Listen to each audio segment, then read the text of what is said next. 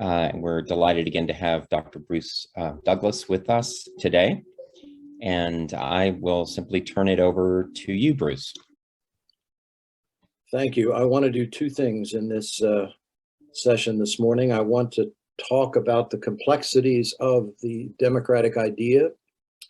I'm going to be talking there mainly as a political theorist or a political scientist would do. And then in the second part, after our break, I'm going to focus our attention more specifically on this notion of a crisis of democracy in our time and talk about some of the elements of that crisis and move us toward a discussion which will take place next week of the specifically religious aspect of this, where the Reformed tradition is most relevant, although it's relevant to the whole crisis, I think. So today, first to talk about democracy itself, its meaning, and then in the second session, get into the crisis of democracy.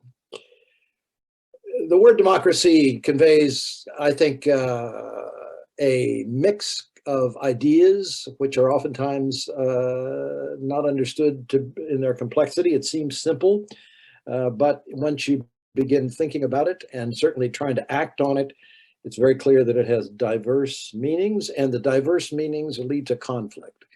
A lot of the history of democratic politics in the last 2 centuries has entailed conflict over its meaning. And I want to try to tease out some of those differences this morning.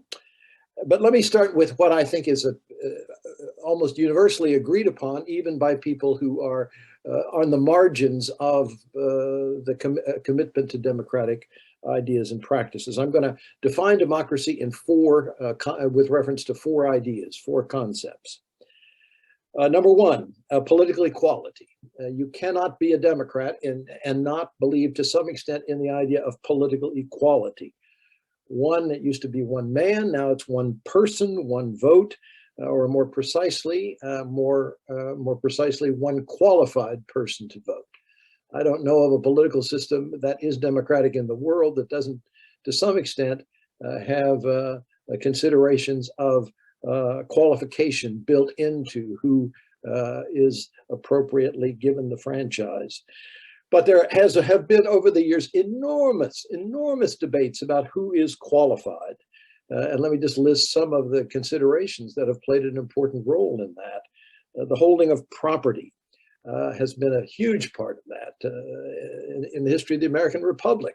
The question of whether or not anybody other than a property holder should have the franchise has been a hotly contested issue at times. Educational levels has played an important role in this, especially the most basic educational levels. Should somebody be able to vote if they cannot pass basic literacy tests? Religion has also played a role in defining who is qualified and who is not. Gender, needless to say, has played a huge role and was the source of an enormous conflict. In this crowd, I need not elaborate on that. You all know, but it is kind of stunning how long and how difficult that struggle was.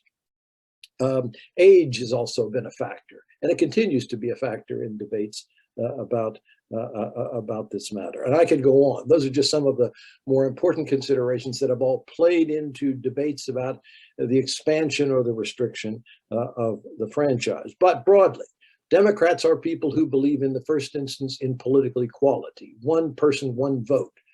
And I want to stress anti-Democrats are people who are not Democrats in one way or another disagree with that idea. Secondly, popular sovereignty. Popular sovereignty. What does sovereignty mean? Well, one way of using that term, you could spend a whole talk on it, a whole lecture on it, is who has the last word? What is the ultimate authority? National sovereignty, for example, is a claim that in the affairs of this particular people in this particular place, there will only be the members of that nation who have sovereignty. Popular sovereignty means that ultimately the people should be able to determine what goes on, or another way to put it is to say the will of the people. Thirdly, And this is taken for granted everywhere, what I'm about to say, and it's not very controversial once you get beyond the very small group. Sometimes in the very small group, what I'm about to say is criticized or people hesitate about it, but once you get beyond the small group, even to the size of a township, and certainly anything larger than a township, when you get to democratization of nation states, it is just taken for granted that even if the people are ultimately sovereign, there has got to be leadership. There has got to be leadership. And therefore, any serious thinking about democracy entails some rather complicated ideas about leadership. Who should qualify for positions of leadership? Another way to put it is to say officials, that they're going to be democratic officials. Or another way to speak of this idea is there's got to be representation of the people, representation of the people. And this is necessary for rather obvious reasons, but I think it's important to stress. You simply cannot govern a large entity by direct democracy. I'm going to state that sort of without qualification. And some of you may disagree, and if so, you'll get your chance to push back on that. But my assumption is that you simply cannot govern effectively a large entity without some degree of leadership. And then finally, the fourth consideration, not only is there one man, one vote, popular sovereignty, the need for leadership, but finally, accountability. The democratic leaders, more than other kinds of leaders, have got to be accountable. It's entirely appropriate to hold them accountable. And the most obvious way to do that, of course, not the only one, is to subject them periodically to elections. So that from time to time, the public can say, no, we don't think you're doing such a great job. We want, and of course, competitive elections is usually taken for granted in that, competitive elections. That are the mechanism through which accountability is established. So, number one thing I wanted to establish this morning is what I would consider to be the sort of common thought about democracy, even among people who are very conservative in their thinking about democracy, all the way to the other end of the spectrum, the radical Democrats. They all believe in, I think, these four things. The second introductory point I want to make is this. I said last time, and now I want to develop a little bit, just slightly more fully, this point. Democracy has only been a respectable idea, and therefore an idea that has been taken for granted as appropriate for civilized people to conduct their public life on the basis of in the really the 19th and the 20th century. We haven't had before in the West, and I would disqualify in this regard ancient democratic practices because they weren't really democratic by our understanding of the word. Democratic practices, as we think of them, are a 19th and 20th century phenomenon. It's in that period, roughly from beyond the time of the French Revolution and the American struggle for independence, beyond that period into our own time, that the democracy has come to be something that respectable opinion would recognize as appropriate and even desirable. Having said that, I want to stress all the way through this period, and I would say up to the present, it has been a source of ongoing controversy. So I'm saying two things here. One, that it has been increasingly over time in the 19th and on into the 20th century, something that well-informed people have said that's a good thing. And I hope you picked up just from the readings how for centuries that was not the case, that democracy was looked upon as a lousy idea, a terrible idea. And then you have this profound shift. And by the way, let me just say parenthetically, I think it's related to the Industrial Revolution. I think it's related to the Industrial Revolution because it's in industrialized countries that the democratic idea really is embraced and sustained on an ongoing basis. But even after it's embraced, it has been a source of controversy. And the controversy has been in part because there have always been people, and I want to stress right down to the present moment, who don't agree with democratic ideas. We think that democracy is a lousy idea for a variety of reasons. I'll just mention that guy over in Russia as one. There are people around, there have always been people around the world. And by the way, this is kind of part of the ideological combat of our time.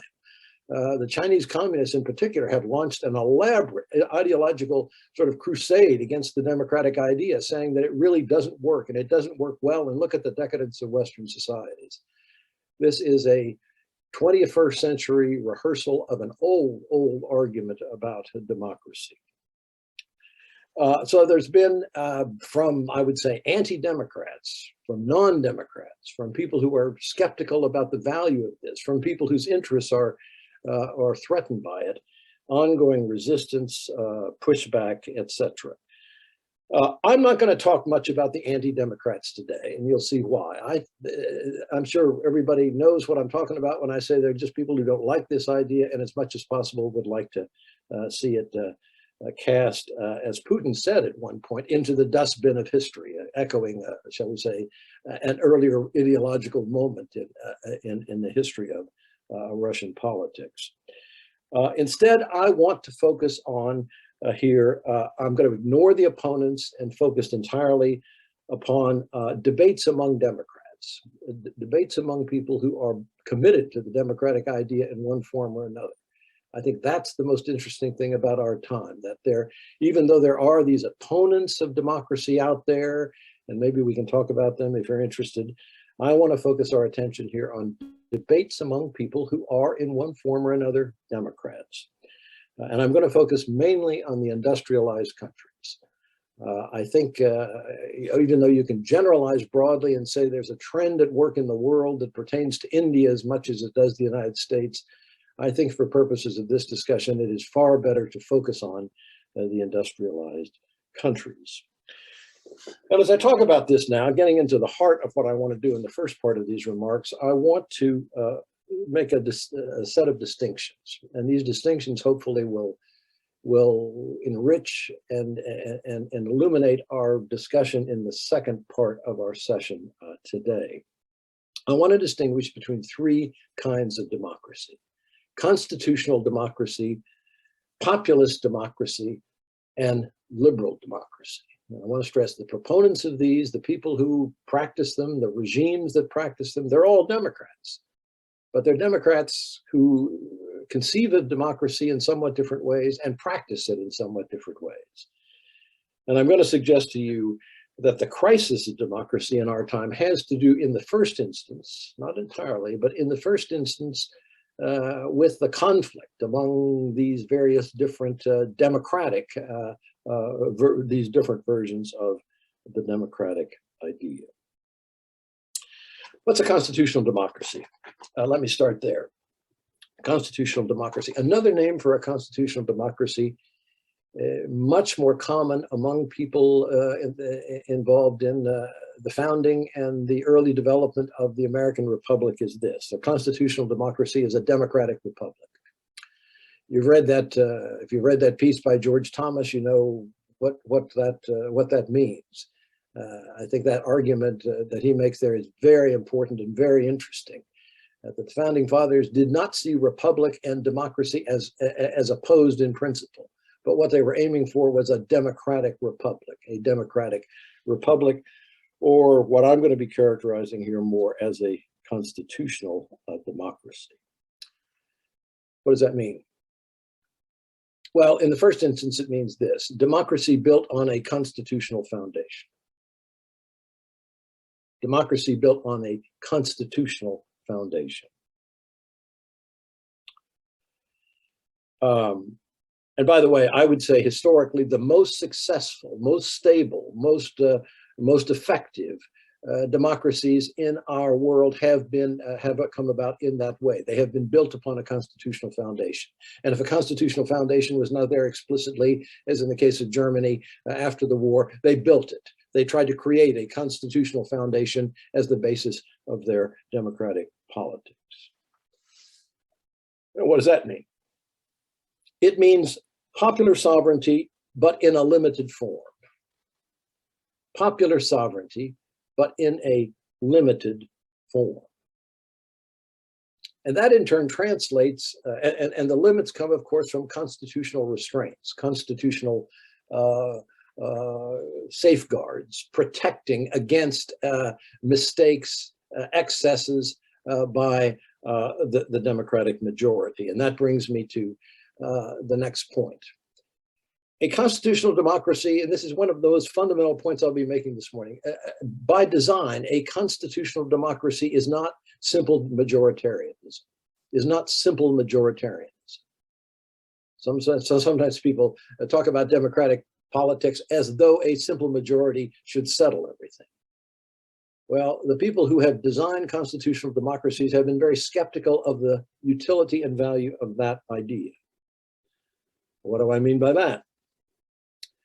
I mean, first and foremost, and by the way, I think this is what Barth, for example, meant when he referred to constitutionalism. Not simple majoritarianism, there's got to be respect for minority rights. There's got to be respect for minority rights. And by the way, I think it's not the only reason, but I think one of the reasons why our forebears, our spiritual forebears, ended up being so committed to the idea of constitutionalism was because sometimes they had been minorities themselves. They had been in a minority position, and they had seen the problems with that. So constitutionalism, you might say almost more than anything else, is a protection of minorities against being what?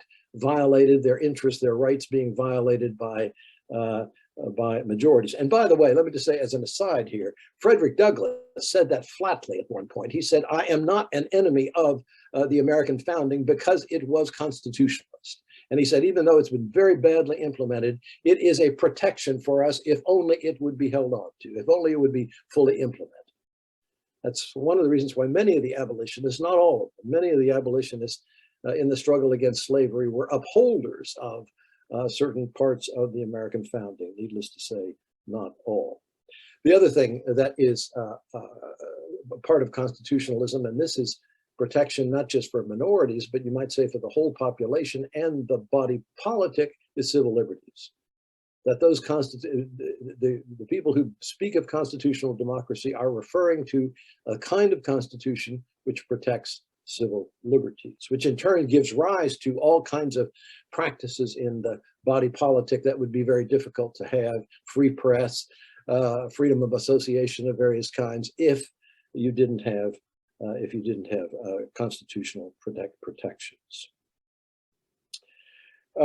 The writers on constitutional democracy who have discussed this in any detail have added another implication of what I've just been saying. Out of the things I've just described, a politics, a democratic politics, which is grounded in, and you might say limited by, constitutional guarantees, tends to produce a certain kind of public ethos or political ethos.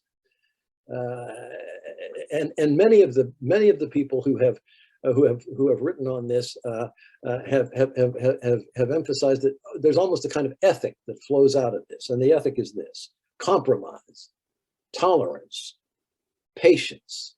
All of those are qualities that begin to flow into the. If you've got those constitutional limits recognized and practiced on a continuing basis, people get into the habit of compromising.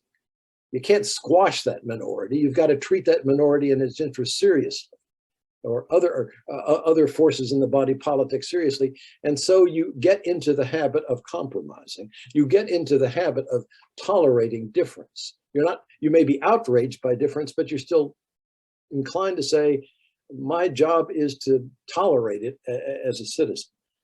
And then I added that other element, patience. I think patience is a hugely important civic virtue, and one that's, needless to say, at risk in our own time. That is, patience in regard to what government can and cannot do, patience in regard to one's opponents, and so forth.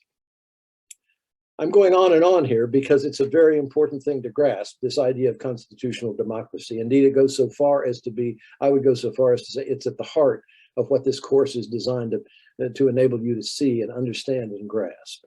Here's one other thing that needs to be added to the list I've already put in play. The constitutional democracy, almost by design, almost of necessity, excuse me, involves a complex set of institutional arrangements. A complex, not simple, but a complex set of institutional arrangements. arrangements like the following: separation of powers, layers of government, which means that the different parts of government have to not only counterbalance one another, that we know that well, checks and balances. The different parts of governments not only have to counterbalance one another, but they have to work with one another. If government is working at all effectively, they work with one another. It's a complicated dance, if you will, between collaboration and resistance. Collaboration and resistance, and the idea is that in the mix of those two things, you get better quality government than you would get otherwise. Let me mention here, and I haven't mentioned him very much up to this point, one of the figures who is very extensively discussed in one of your readings, and that is James Madison. More than any other single figure, James Madison, especially in Federalist number 10, is the person who really gave expression well to this idea of complex government as the right way to achieve a well-functioning democratic republic. Let me say that again: complex, not simple, complex government, or as Calvin would say, mixed regime, mixing the different elements. Complex government is the way to get a well-functioning democratic republic. And then he added, and this of course was part of his genius in my opinion, he added, especially as it's true in a large country, or what he characterized as an extended republic. Keep in mind that the American founders were very much trying to take an idea, a set of ideas, Republican ideas largely, which had been primarily practiced in small places, like the city-states in Europe, and adapt that to this huge, huge entity that covered a landmass comparable to a good part of Western Europe. I hope you see the enormity. In addition to bringing together all these different colonies with their different subcultures, they're also trying to imagine how can you govern an entity of this scope. But let me add one other thing, which came up a little bit in one of our earlier readings, and they were imagining in a way that I think is just amazing, their prescience, that there was going to be westward movement. And so there was going to be an even more extended republic. It's a huge problem. How do you govern? How do you govern in a Republican way, in contrast to a dictatorial way, a huge landmass with all these different populations? And that played into Madison's argument in Federalist number 10, as far as I'm concerned, is must reading for anybody who's serious about this topic. I almost assigned it. I'll tell you why in just a second, why I didn't in just a second. But Federalist number 10, which is a short text, not very long, is just masterful in thinking through. And I assume this was what the Federalists, what the framers of the Constitution were trying to achieve: a stable Republican form of government in this really society of unprecedented scope. How do you govern a republic that had got that unprecedented scope? And I would add to that, the vast majority of European thinkers who had good information about this were inclined to say this will never last. This will never last. It'll break up into pieces. It eventually, and probably the Republican form of it will turn into something else, probably some kind of dictatorial regime. That was their prediction. And at the time, many people said, of course, it's headed in that direction. Why didn't I mention Madison more at the beginning of this course? And why didn't I ask you to read Madison? Well, two reasons. Number one, Madison was an Anglican who became a deist. So he's not exactly reformed. I've had conversations among people who know about these subjects in the Reformed Institute circle, and particularly Jim Reichley, who is no longer with us, but really was a student of American government. And if he were teaching this course, he would want Locke to be in there, and he would want Madison to be in there. And my quarrel with him is you've got to really stretch the definition of reform beyond plausibility in order to include them. But having said that, I'm just going to give you Jim Reichley's reply to me, which more than once we argued this point. He would say, yes, but Madison was educated at Princeton under Witherspoon. And that's probably right. That's probably true. And some of the ideas which found their way into the framing came in that way. The final thing I want to mention about constitutional democracy is this, something which, again, is oftentimes neglected in the discussion of this, but terribly important. All of the people who were involved in the conversation about this early on, it's sort of faded.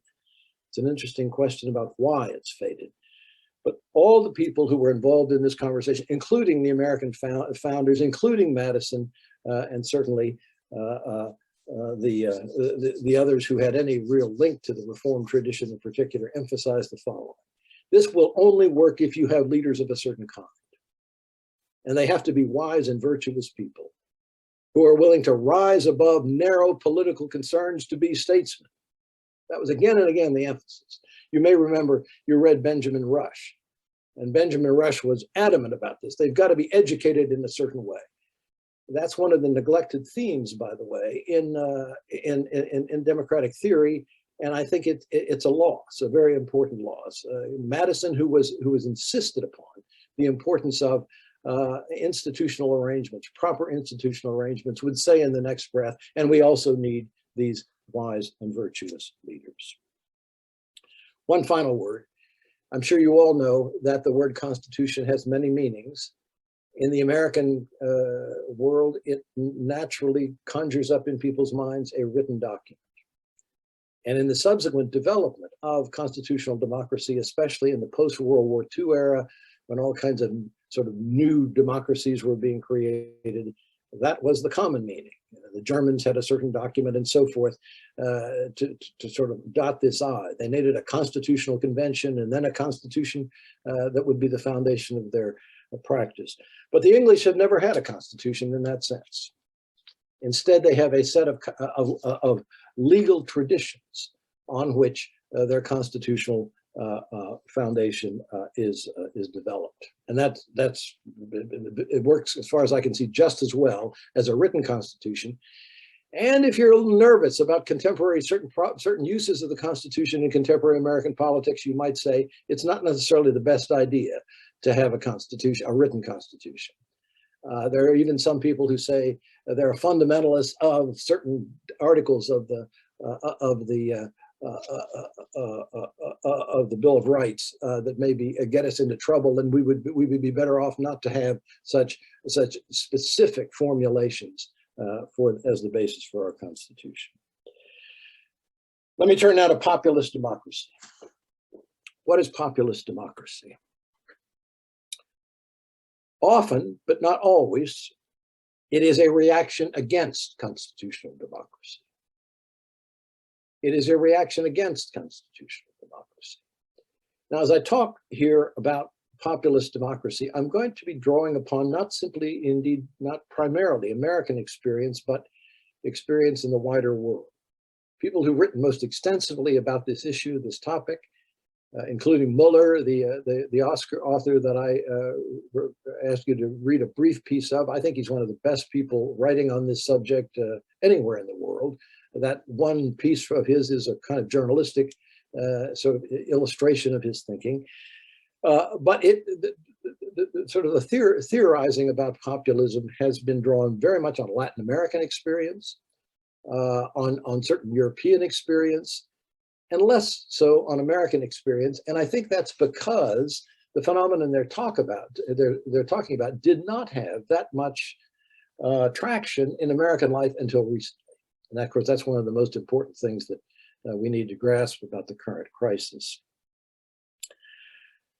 In contrast to constitutional democracy, populist democracy has a very clear, different style, starting with the fact that it is an attempt to make possible rule by simple majorities. Rule by simple majorities. At least rhetorically, that's the idea. The people. The people. Now you might say immediately, which people? And Madison would say, one of the articles that I ask you to read illustrates this, would say, well, now, wait a minute, the people is not one thing. There are people living in the Midwest, and people living in the South, and people living in New England. There are people who are farmers, and there are people who are artisans, and people who are industrialists. There are people who are Presbyterians, and others who are Roman Catholics, and immediately breaking down the people into its, shall we say, social complexity. But populist democracy arises because of a sense, in part, that in spite of all those differences, there is something that all the people share in common, or at least most of the people hold in common, the simple majorities. So you start off with this very interesting idea. Let's not focus on difference, let's focus on commonality of the people, the simple majority. And at the same time, along with that comes an impatience with constitutional limits, an impatience with constitutional limits. And therefore, the desire is to develop a politics which circumvents or indeed directly overrides constitutional limits. One way of characterizing the ethos of populist democracies as they have developed in various parts of the world is that they are a revolt against complexity. They are an attempt to push back against claims that things are so complicated that you need to deal with them in a complex way. As I said a second ago, the rhetoric, at least, of populist democracy entails the idea that the people can be imagined and thought of as though it were one simple thing. And typically, it is one simple thing, a majority, over against what? Over against some enemy. That's another part of this. There's a sort of built-in animosity between the people and the enemy. And the enemy is usually defined as an elite, a financial elite, an intellectual elite, various different kinds of elites. And by the way, there is populism of the left and there's populism of the right. In history, there have been populist movements that have represented both kinds of ideological tendencies. It will not surprise you to hear, and this has been a theme off and on in American politics, that populism entails a suspicion, not just of elites, but of officials. And particularly of experts, who, of course, represent something that is threatening to the claim that the people are the wise ones. By the way, you had a hint of that in the Beecher readings, you may recall, this kind of celebration of the wisdom of the common people as though that were unambiguously true. But there's also a tendency, there has also been a tendency, and included, for example, in the popular history of the populist movement in this country, which preceded the progressives in the 1890s, and William Jennings Bryan, the good Presbyterian, was a leader of this movement. There's always in there an element of a desire to stigmatize and exclude some minority. To stigmatize and exclude some minority, so that the enemy that's being resisted is not just an elite, it's also those other people, whether it be Jews or blacks or just foreigners generally. And by the way, there's an intimate connection in one country after another. The latest manifestation of this, in addition to in the United States, is the very strong Hungarian reaction against immigrants, especially immigrants coming from the Middle East. There is an attempt to paint, even if they're people who've been in the country for a long time, this other as other. They're really not part of us. The real Americans, the real whatever, over against these outsiders. I think it's important to take just a moment or two to talk about something which is emphasized all the time these days in the writing about populism, but it needs to be teased out, I think, better. Populists are Democrats. Indeed, they claim to be radical Democrats more often than not. They're rising up against policies and practices that they feel are at least, if not undemocratic, at least compromising the democratic ideals of their society. And yet somehow, and this is what happens again and again and again in the development of these movements, they have a very strong inclination to move in an authoritarian direction. Radical Democrats least in their self-understanding, who are naturally pulled, and naturally too strong, they tend to be drawn in the direction of authoritarianism. Now, why is that? How does that happen? In some respects, it's paradoxical. And by the way, if you were to critique somebody who was sort of espousing the thinking, honestly espousing the thinking of one of these populist movements and characterize it as authoritarian, they probably would be very antagonistic to that idea, maybe even claim to be insulted.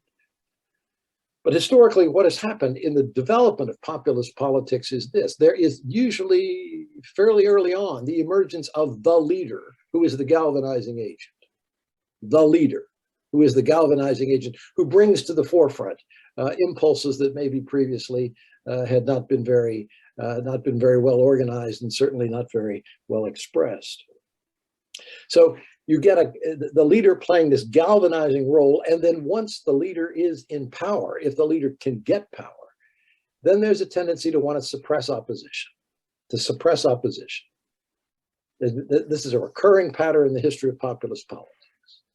You're going to be reading next week a famous speech by this Hungarian leader, Orbán, who's just a marvelous illustration of this. Ordinary politician who gradually took on populist qualities, and then once he came to power, did one thing after another to suppress opposition, shutting down newspapers, stacking the courts, all kinds of things, done in order to eliminate the possibility of serious political opposition. And of course, that then plays into what I've been saying at the outset. There tends to be in the politics of these movements a growing resistance to and disrespect for constitutional limits. Because why? They get in the way. And I would say more fundamentally, the reason is that those constitutional limits are the ground on which they do not want to operate politically. Let me say that again. They think that's alien ground. All that talk about rights and respect and all that gets in the way of their projects.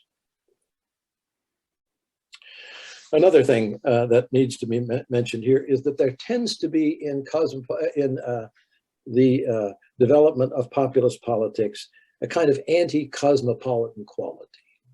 Anti-cosmopolitan quality. Another maybe simpler way to say that is to say there tends to be a pull in the direction of nativism. Nativism. Going back again to the Hungarian case for a moment, there has been a real strong attack on this George Soros on the grounds that he's an outsider. He's not, of course, but he's an outsider, and to try to push away from anything. And of course, more broadly, the European Union. The European Union is the other. We've got to push back against those cosmopolitan tendencies, pulling us in the direction of something beyond our own distinctive way of doing things. Finally, let me mention something which will be the main theme of our discussion next week, preview of coming attractions. Populist democratic movements tend, not always, but they tend to have a religious quality at some point, a religious coloration. Oftentimes the sort of the symbols of the movement and the agenda of the movement are linked to some particular religion and I'm going to use this word advisedly, defense of the interests of that religion. Defense of the interests of that religion.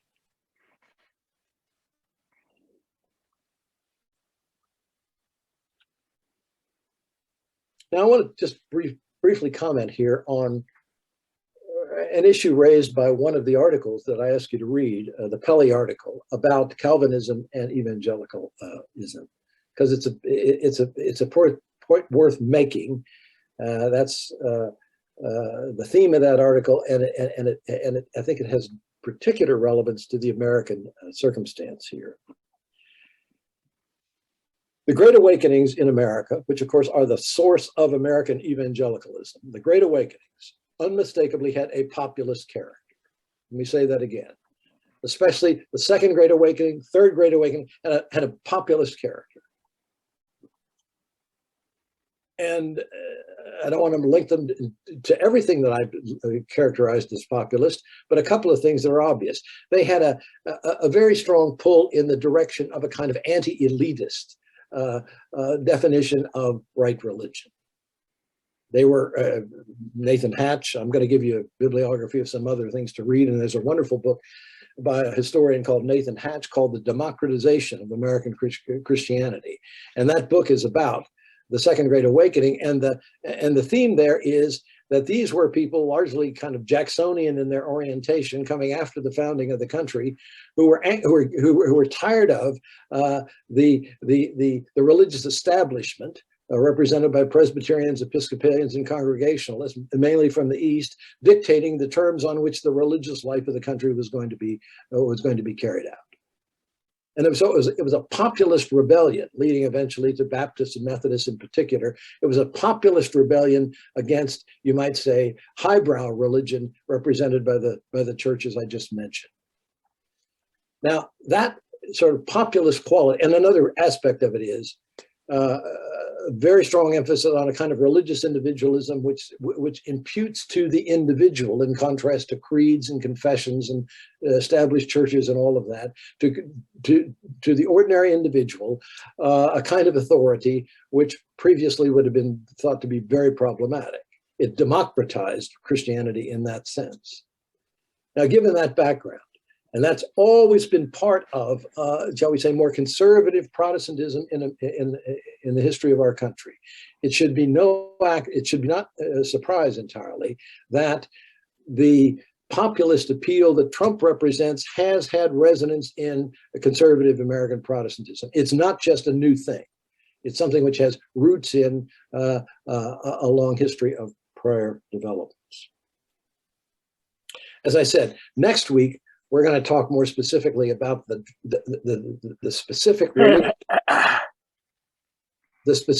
religious challenge that is posed by this crisis of democracy that we'll get to in the second hour. The final thing I want to talk about, with about 10 minutes to go, is liberal democracy. The term liberal democracy is the one that probably you're more familiar with in thinking about these issues. It is the most common, and I would say the most fashionable way of speaking today of constitutional democracy. Let me say that again. It is the most common, the most fashionable way to characterize liberal democracy. It was not fashionable, was not common in the first half of the 20th century or earlier. It was not common. It was not fashionable. It was not the common way to think about. Constitutional democracy was the preferred term. But then in the second half of the 20th century and on into our own time, especially in this country, but not just this country, that term, constitutional democracy, has been replaced by this other term, liberal democracy.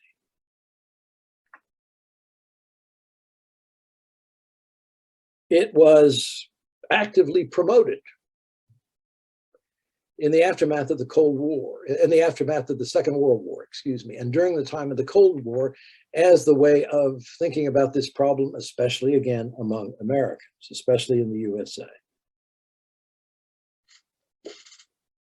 Now, it involves what I consider it to be a very, very controversial and debatable set of claims, which of course typically are ignored once the term becomes fashionable and is embraced. The fundamental claim that is implied in the term liberal democracy is this: liberalism is the source and foundation of constitutional democracy. Let me say that again. Liberalism is the source and foundation of constitutional democracy.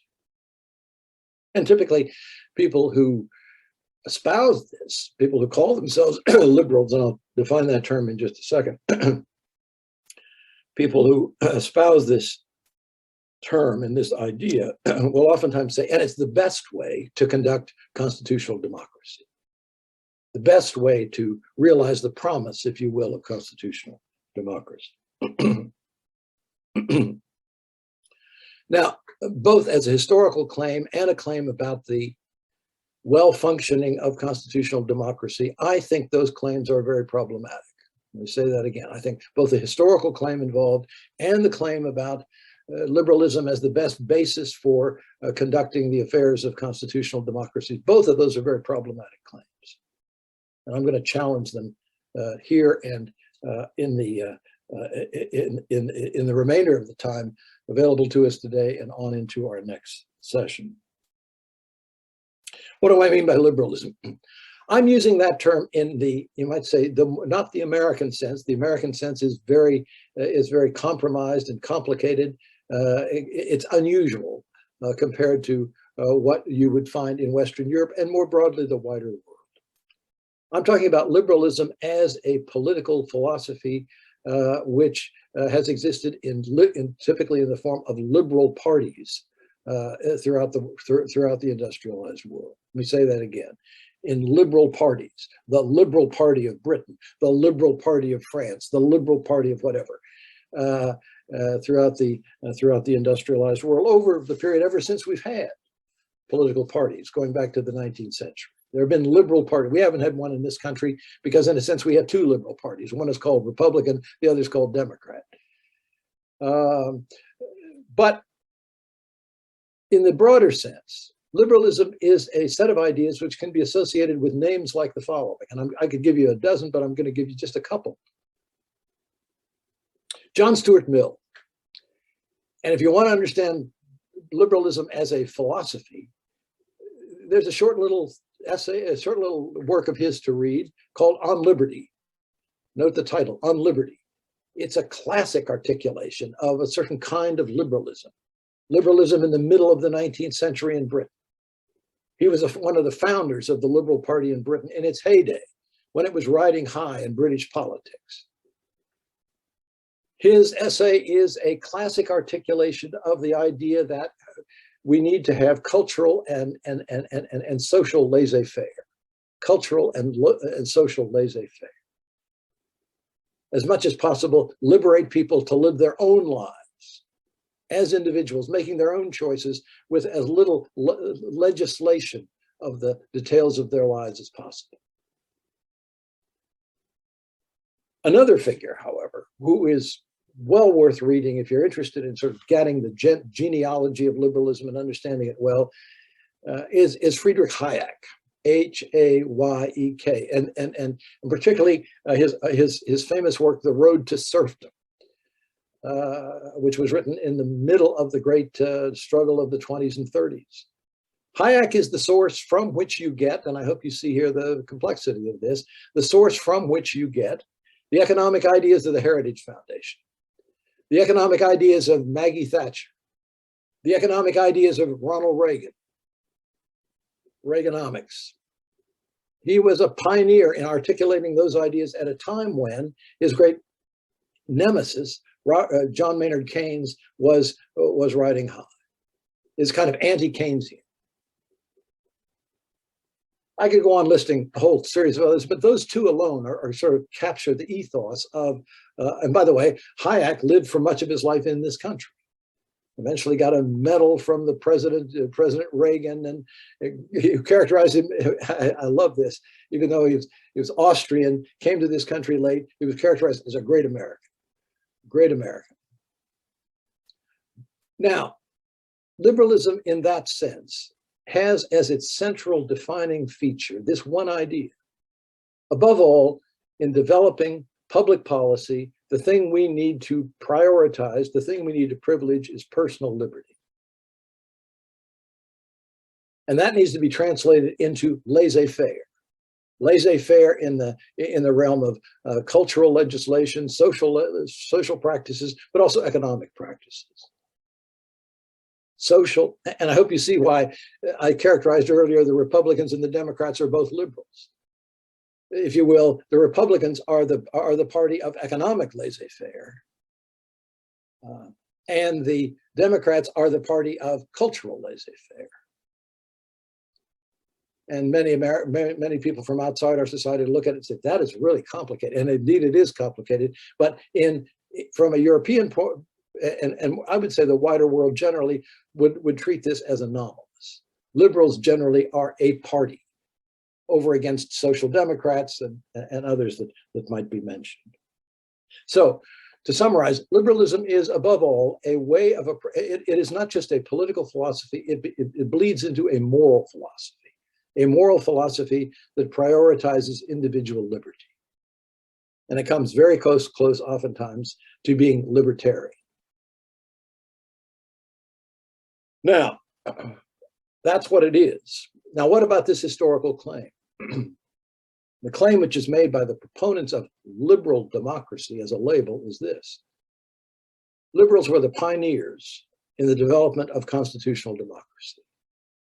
Liberals were pioneers. They were the ones above all who made possible the emergence of this thing called constitutional democracy. I think that's a half-truth at best. In the development of what we now think of as constitutional democracy, there were a whole series of forces, one of which was liberal. And the other thing to say about it is, for the longest time, the liberals were not Democrats. They did not believe in democracy. They believed in a franchise limited to people, it will not surprise you, limited to people, typically people who are holding property of a certain magnitude, a certain size. They stoutly resisted democratization. The pressure for democratization came much more from working class people and others than it did from liberals.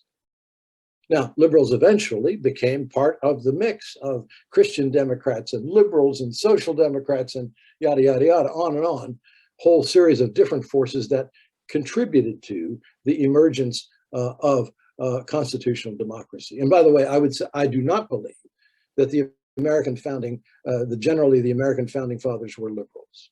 I think they're much better characterized as Republican thinkers, and I hope you sense the difference here. I'm just about done, but let me now go to the second point. People who, I would say rather casually, even blithely, speak of liberal democracy, usually also believe something like the following. The more liberalism we have in our laws, in our practice, and so forth, the better functioning our constitutional democracy will be. In other words, liberal practices, liberalism, the prioritizing of personal liberty, whether it be in the economic realm or the social and cultural realm, is going to make for a better democracy. That is, to put it mildly, a highly debatable claim. And let me give you a little historical background on it. One of the reasons why the term liberal democracy did not really flourish in the first half of the 20th century, especially in the second quarter of the 20th century, was this.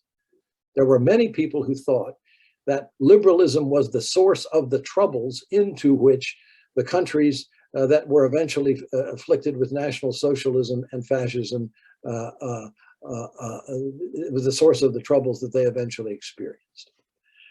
I studied with a man who, my doctoral dissertation advisor, who had spent a good part of his graduate study in Germany. His name is John Hallowell. And John Hallowell wrote a book in that period which basically said that the crisis of democracy in Western Europe in that period was directly attributed to what he characterized as liberal excesses.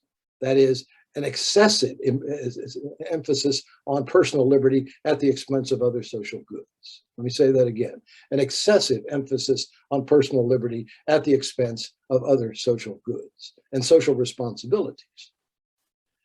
Now, I carried away from my studies with him a sense that there was probably some truth to that, even if it's not the whole story. And there are others who had the same view. Another person who had that view, interestingly enough, and it's somebody I haven't mentioned up to this point at all, because I think he's less consequential to reform thought than Karl Barth, is Reinhold Niebuhr.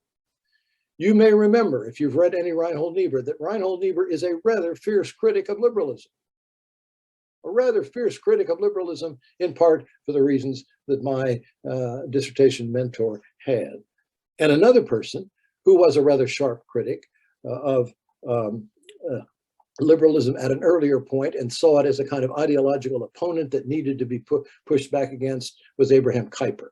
In the late 19th century, he really was very strong in insisting that liberalism as a moral as well as political philosophy was problematic. And it was problematic from the point of view of the, shall we say, integration and well-functioning of democratic societies. All of this, of course, is the basis of an argument. I'm going to make that argument in the second part of our time together. But now let's take 10 minutes, and we'll come back and you can tell me where I went wrong. What are your questions and comments? Pam. Okay. You know, each of us is kind of an expert in our own experience of American democracy. And I don't know about the rest of you, but if we were writing something to be read by this class, we point out how things tend to be like a pendulum. They swing back and forth and back and forth, and talk about how certain excesses on one side or the other can trigger that swing and what that effect has been. Can you say what you would say on that? I think there's some validity to pendulum explanations of American politics. I do. I also think that they have limits. And the limits arise when you realize that you're in a circumstance that may be distinctive and different, even unique, not quite the same thing as what has happened in the past. For reasons I'm going to get into, I think this present circumstance is better explained as something which is distinctive rather than simply a reflection of a pattern, Pam. You'll see it once I go into it more why I think that's the case. Doris, I see your hand. Yeah, what was it I wanted to say? I had when I was doing the reading, I had a comment that I wrote down really about the Marsha Pally article. Yeah. And it seemed to me that her take on Calvinism was not what I understand Calvinism to be. I mean, her, where she talked, I mean, it's like we are the instigators or the initiators rather than God. I know this isn't really about what you were talking about earlier. Well, I think it's a very interesting thing to ponder in the following sense. I have, over the years, tried to emphasize the interplay between theological ideas and the lived experience of people who are in this tradition. And I think her emphasis is more about the lived experience, Doris. And let me try to pinpoint what I think, at least of that having to do with lived experience, what she's trying to get at. There is a kind of a complex mix in Reformed polity, which bleeds into our, that is church government, which bleeds into our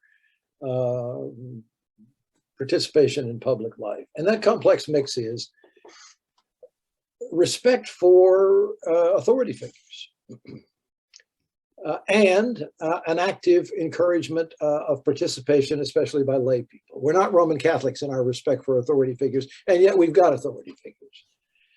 Just think about what a creed represents. We really want the creed to be sort of articulated by a representative expression of the church's life and so forth. But the creed at the same time is something which channels and limits, does it not? Mm-hmm. Now, that is an exercise of authority. And part of what I think she's referring to as the sort of the pull of the Great Awakenings was away from that kind of authority in the direction of the individual who is authorized himself or herself to think about these matters on his own, on her own. Mm-hmm. Now, I hope you see how that translates into a certain political style. The Calvinists in particular were sometimes characterized as having a little bit of an aristocratic bent. Now that didn't mean aristocracy in the Downton Abbey sense, as I said earlier. It meant something else. It meant giving authority to people of great learning and people of substantial accomplishment in the community. Mm-hmm. I think historically that's accurate. That's not the whole story, but it's part of it. Think of John Winthrop. This is a man of considerable accomplishment and also of respect in the community because of his wisdom and his learning and so forth. So I think I think what she is trying to get at is the movement away from that in the development of American religion, in large part, not just in part, because of the Great Awakenings and the things to which they gave rise. So that's what I would say about that. We have a question from Robert. Yeah, Robert Johnson, Mr. Johnson. Yeah, just a word about pure democracy. I was 43 years old when I was assigned to California. That, other than assignments in Vietnam and Korea, it was the first time I'd lived west of the Mississippi, and had always heard that Californians were a little strange. And after living there 22 years, I came to that same belief myself. But about pure democracies, they have government by referendum there. It's not terribly difficult to get a referendum where all Californians vote on it.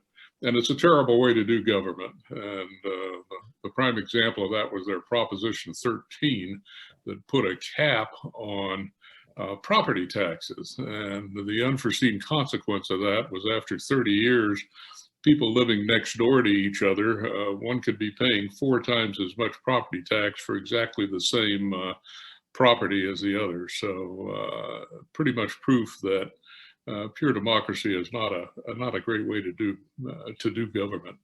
That's all. Well, that's a great point. And let me augment what you just said. The surge of the thrust of the populist movement in the 1890s, one of their main proposals was, let's have more referenda.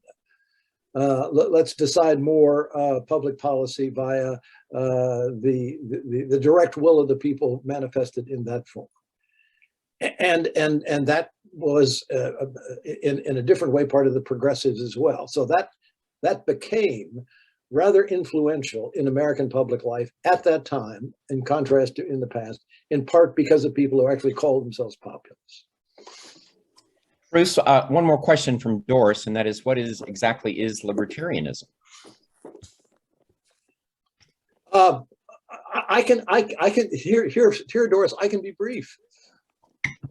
The less government, the better. That government is best which governs least. I mean, I could say more, believe you me, but that's the gist. Thank you. And Bill Malone, did you have a question about multi-party versus two-party, or is that a comment?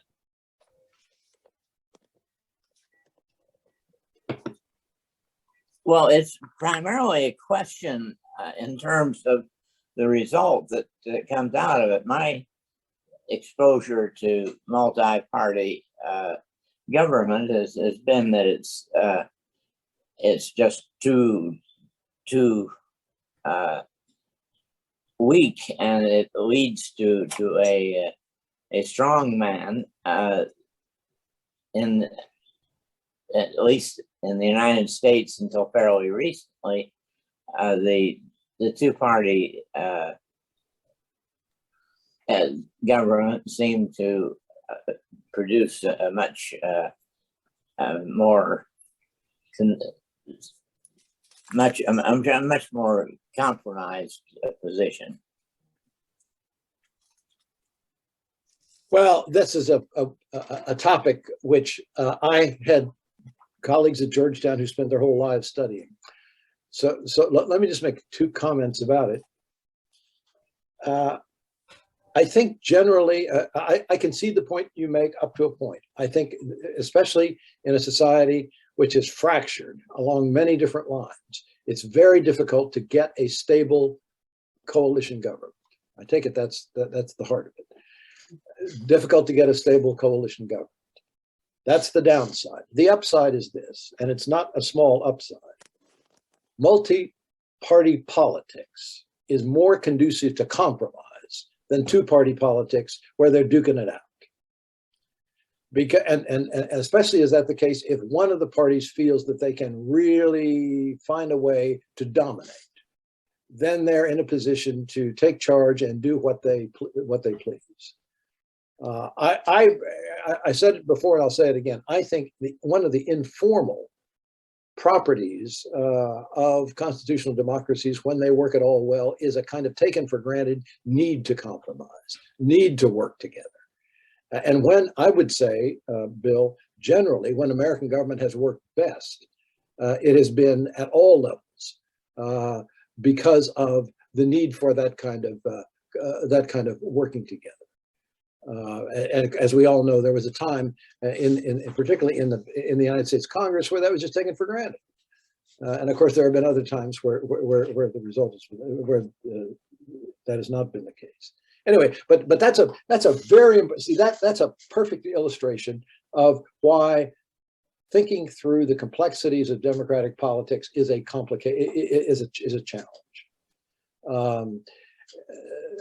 The last thing I would say on that is it's one thing to speak in the abstract about multi-party and single or two-party systems. It's another thing to try to change it. These things get rooted into the ethos of societies, and it becomes very difficult to change it. In American politics, third-party movements sometimes succeed, but more often than not, I would say 8 out of 10 times they don't.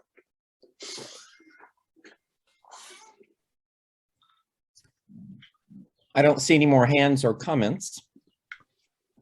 Well, let's move on then. Okay. Unless I'll take one more, take it one more. Going once, going twice. Oh, Wayne. Wayne. Can't hear you. You got me now? Yeah. Yes. No, I just want to make a comment in regard to William's previous comment. I happen to feel that a proportional representation system is much more democratic, something along the German model where you can have, within reason, a representation of more views. And they put a limit on getting 5% to enter the parliament. So there's a sort of safety mechanism to make it not too fractured. That's just a personal bias, but I just think that they certainly have been very effective in the post-war era, and it seems to work quite well. I think I'm becoming disillusioned with our two-party system because I don't think you see that big tent not representing all the views, or at least those views that could make it to an election cutoff. I agree completely with you, and I think there's a very interesting link between the two comments. If I had my way, we would have a multi-party system and we would do proportional representation. And they're related because proportional representation is more conducive to multi-party systems.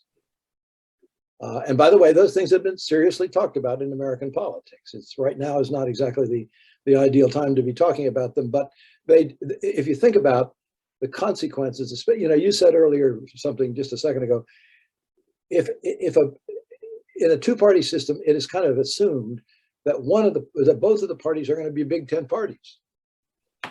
Well, if one of the parties ceases to be a Big Tent party, then perhaps it's time for change in that regard. Anyway, go ahead. I'm not sure whether we imposed this system on the Germans after the war.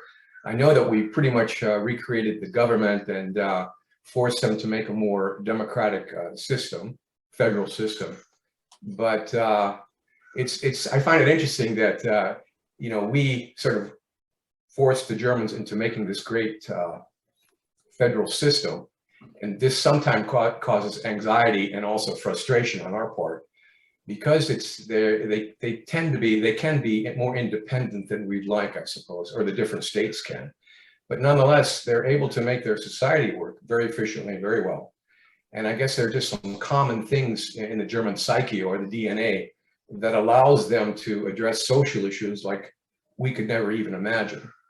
In both parties, whether it's the CDU, CSU, or the SPD or whatever, there's a strong belief in a social net that probably goes back to Bismarck, if not before.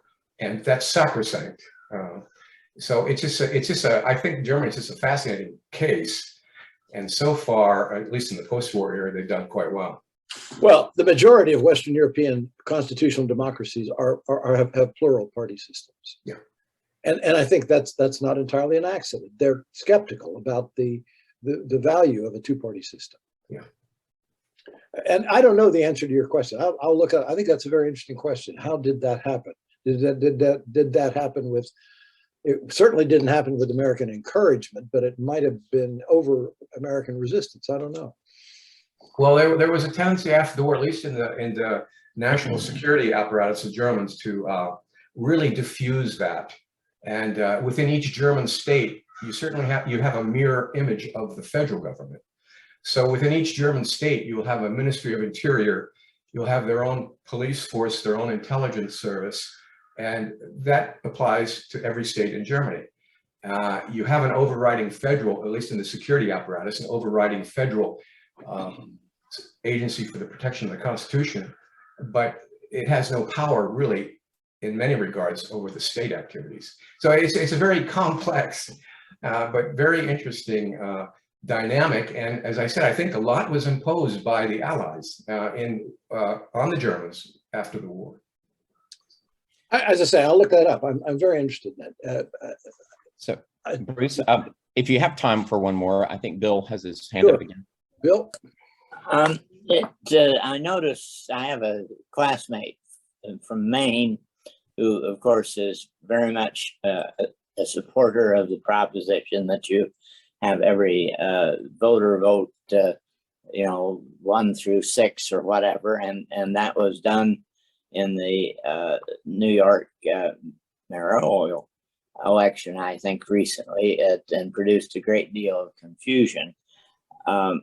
I don't think it's going to go anywhere, but he would take the other position.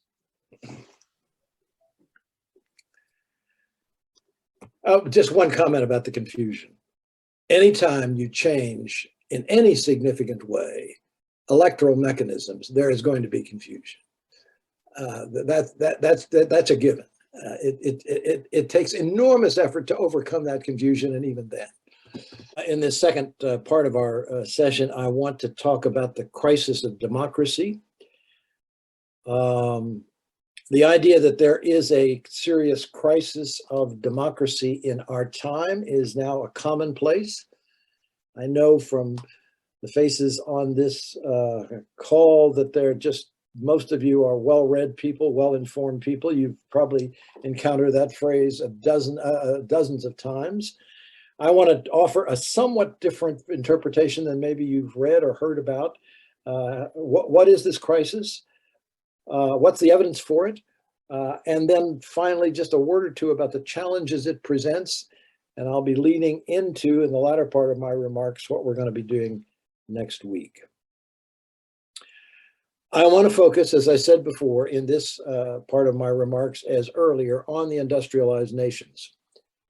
And I think that's important to focus on, terribly important to focus on now for reasons I'll get into, by which I mean North America, Europe, the British Commonwealth. That's mainly what we're talking about here. We could talk about this. This is a wider crisis. Undoubtedly, it's a wider crisis. But there is a peculiar quality to the form that's taking in the industrialized world, which certainly merits careful attention. It is somewhat different in the West from what it is elsewhere. I want to agree in part with the president, that is Joe Biden's characterization, and disagree in part. He refers to it again and again as a kind of global struggle between democratic forces and authoritarianism. Democratic forces and authoritarianism.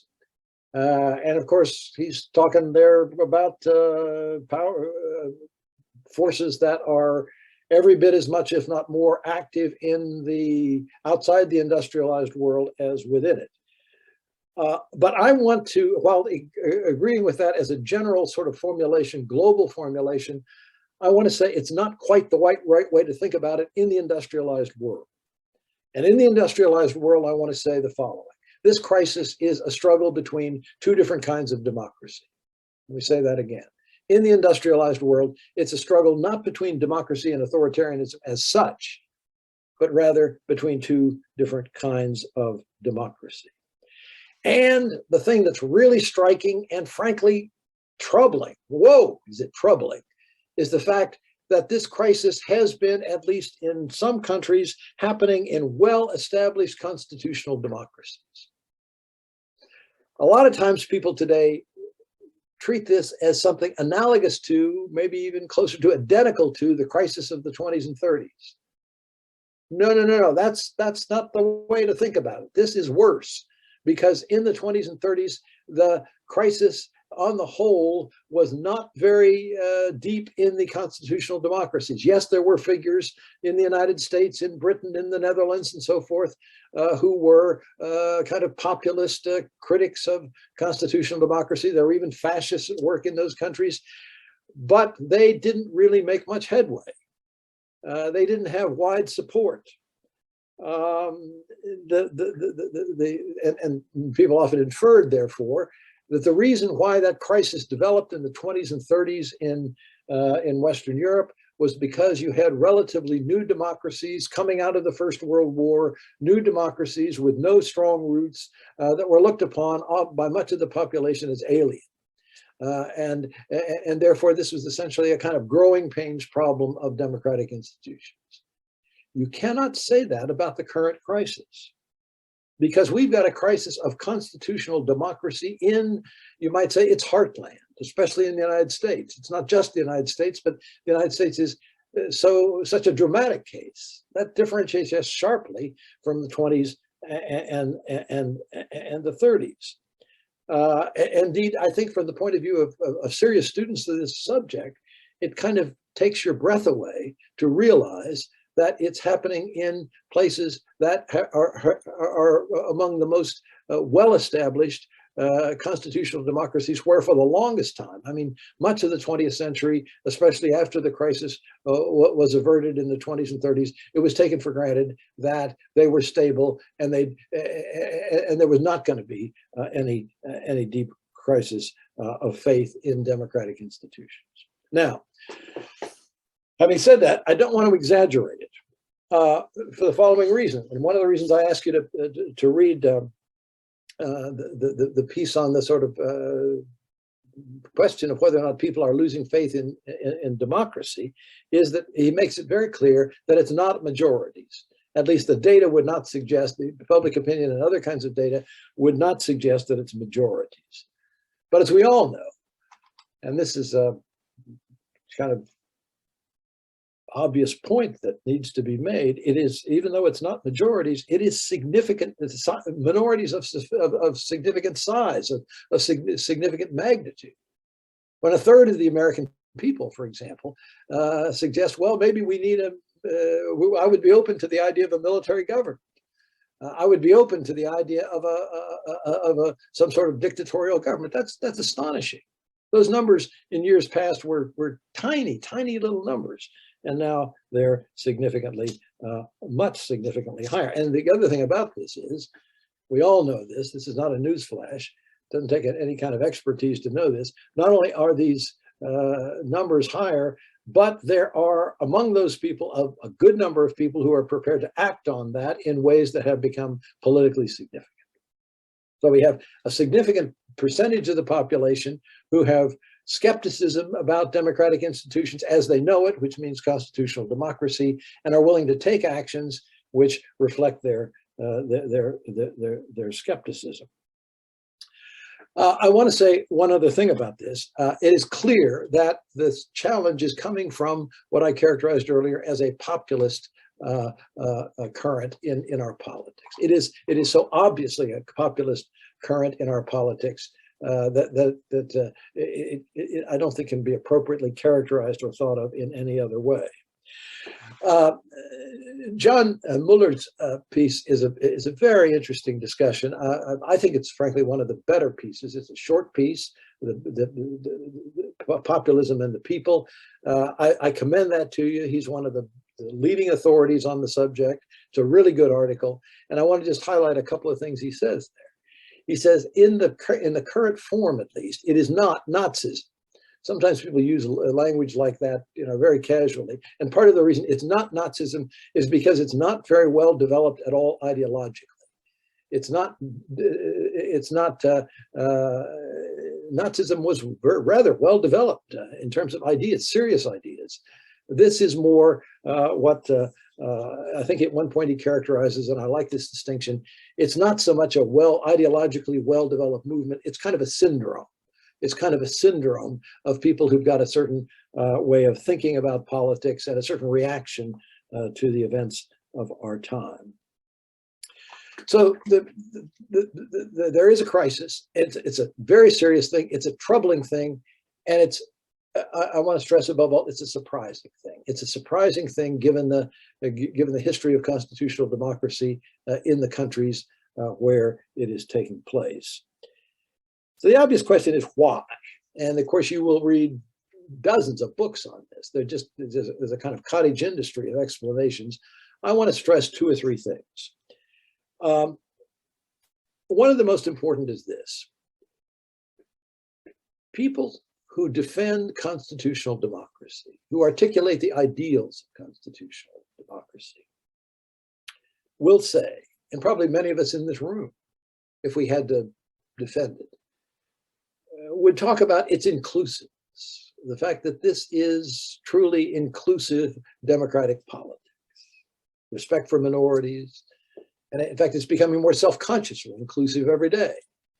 In one country after another, with regard to race and gender and a whole series of things, over time, there has been this kind of idea that we are going to, whatever our faults may have been in the past, we are going to draw more and more of the population that deserves to be involved in public life into public life so as to become as inclusive as possible.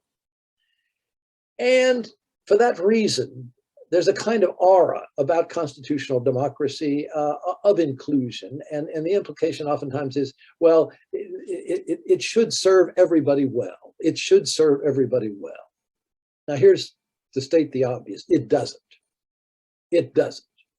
Constitutional democracy, no matter what the efforts are to be inclusive, to draw people in, to make it as thoroughly egalitarian as possible, it doesn't please everybody.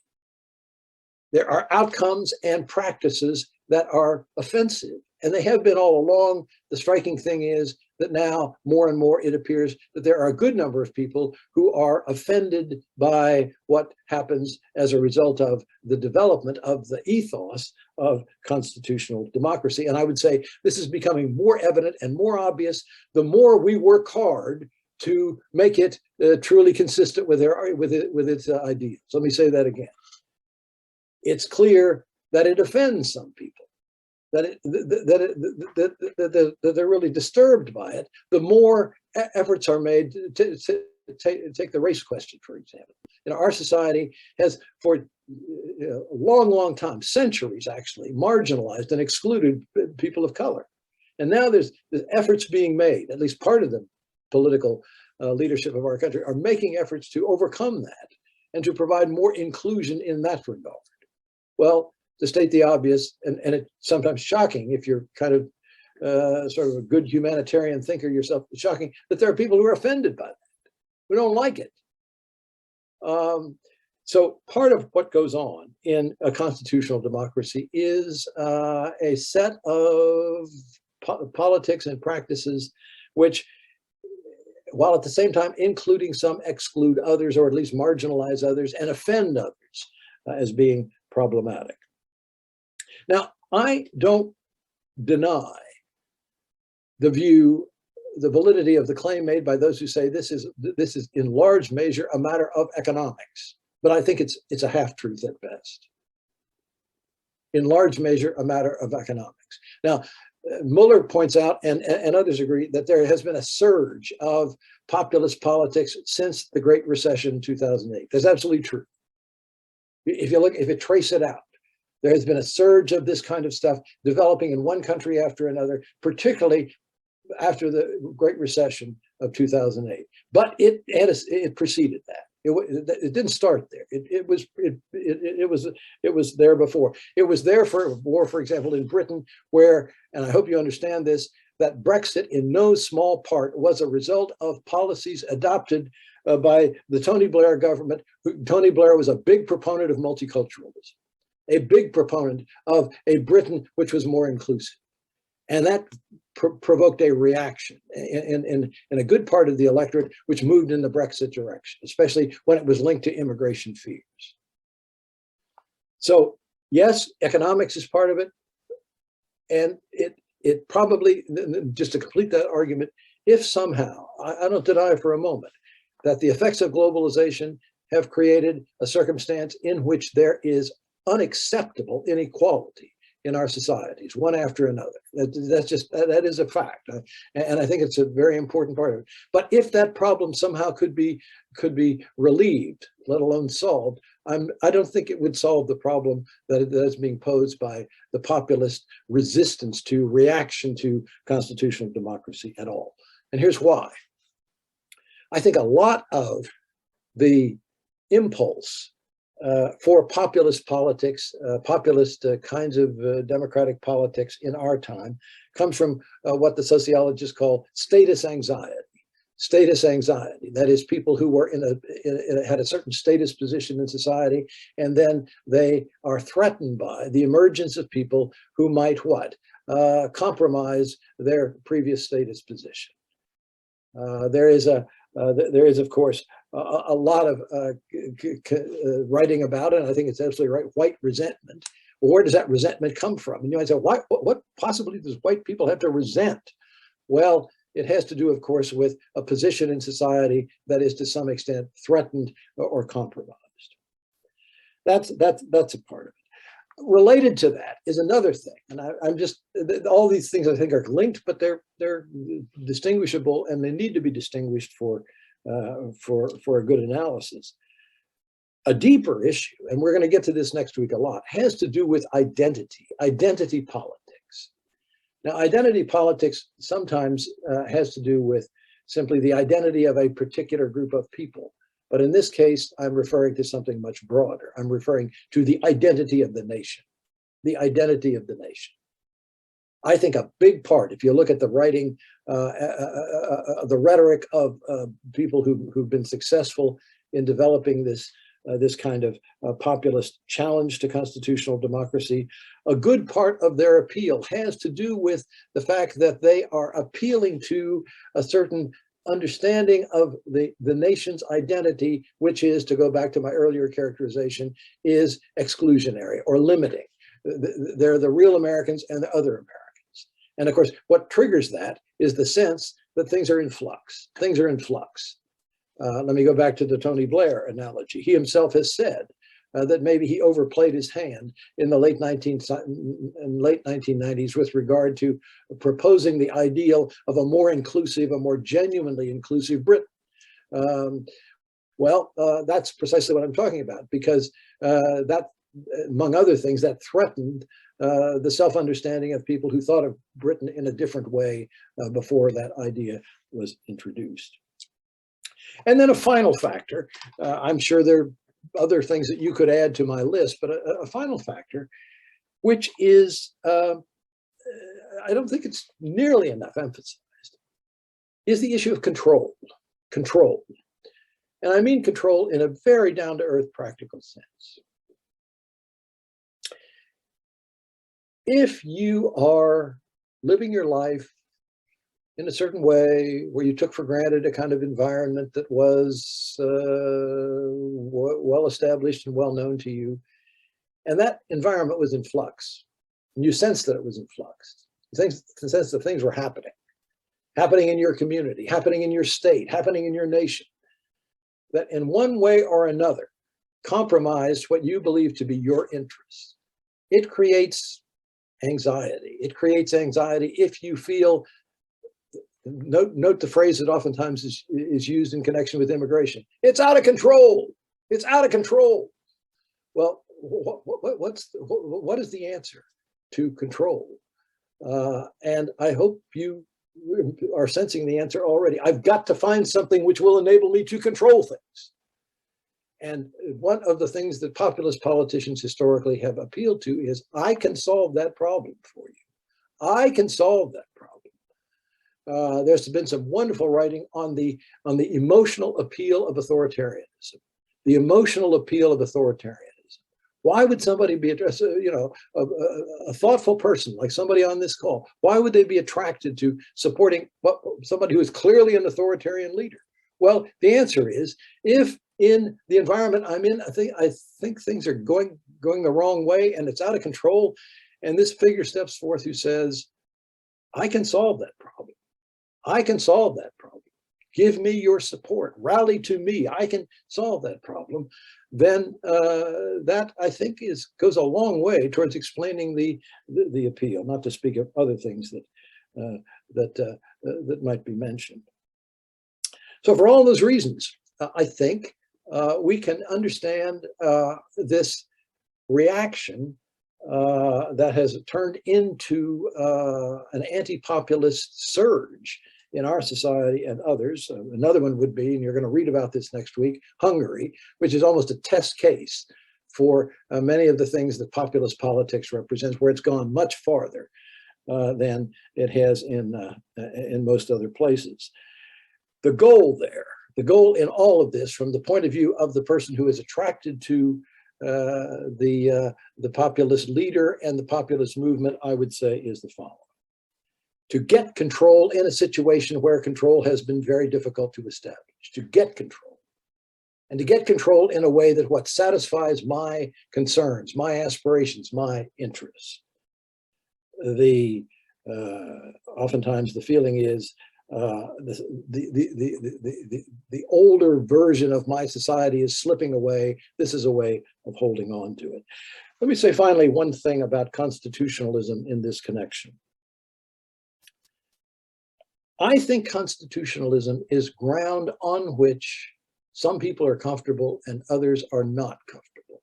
Let me say that again. Constitutionalism is ground on which some people are comfortable and other people are not comfortable. I think people who tend to be better educated, there are several lawyers on this call, I know, people who have expertise in the law, they tend to be more comfortable with regard to constitutionalism. Why?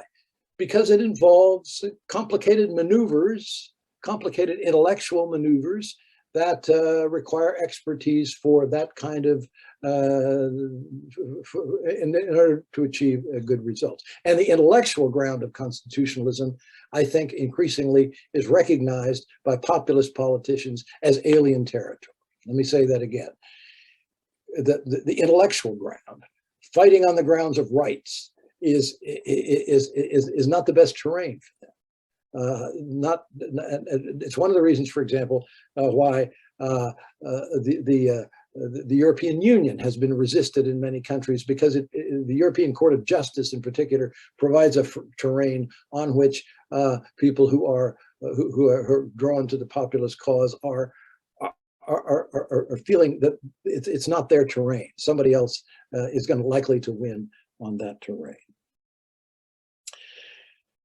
Final thing I want to talk about, or next final thing, has to do with who is the enemy in contemporary populist rhetoric. And I want to stress something which is, I think, very interesting in that regard. The enemy, of course, is always defined as an elite. I've said that before. In populist politics, there's always an elite that's the enemy. But it's interesting to note, very interesting to note, that very often, if you listen to the rhetoric, you're going to read this piece by Orban next time, but even others, even people in this country, the rhetoric of the populists tends to be anti-liberal. It's the liberals who are the problem. The liberals who are the problem. Orban goes so far as to say, what we need to do is to resist the pervasive liberalism of the European Union. And what does he mean by that? Well, he means multiculturalism, he means free markets, he means moral relativism, and above all, this obsession they've got with liberty, personal liberty, which is injurious to the interests of some of the members of our society on economic grounds. It's injurious to the interests of others on religious grounds, etc. Now, if you define the alternative to populist forms of democracy as liberal democracy, it plays right into that. It plays right into that. It says, for all intents and purposes, well, you're right. Liberalism is what we're about. Liberalism is about is the basis of our politics. It's no accident that in Hungary in particular, but not just Hungary, and a number of other countries, the enemy has been defined as liberal democracy, and the alternative has been defined as illiberal democracy. I got tangled in words. Let me say that again. The enemy has been defined as liberal democracy, and the alternative has been construed as illiberal democracy.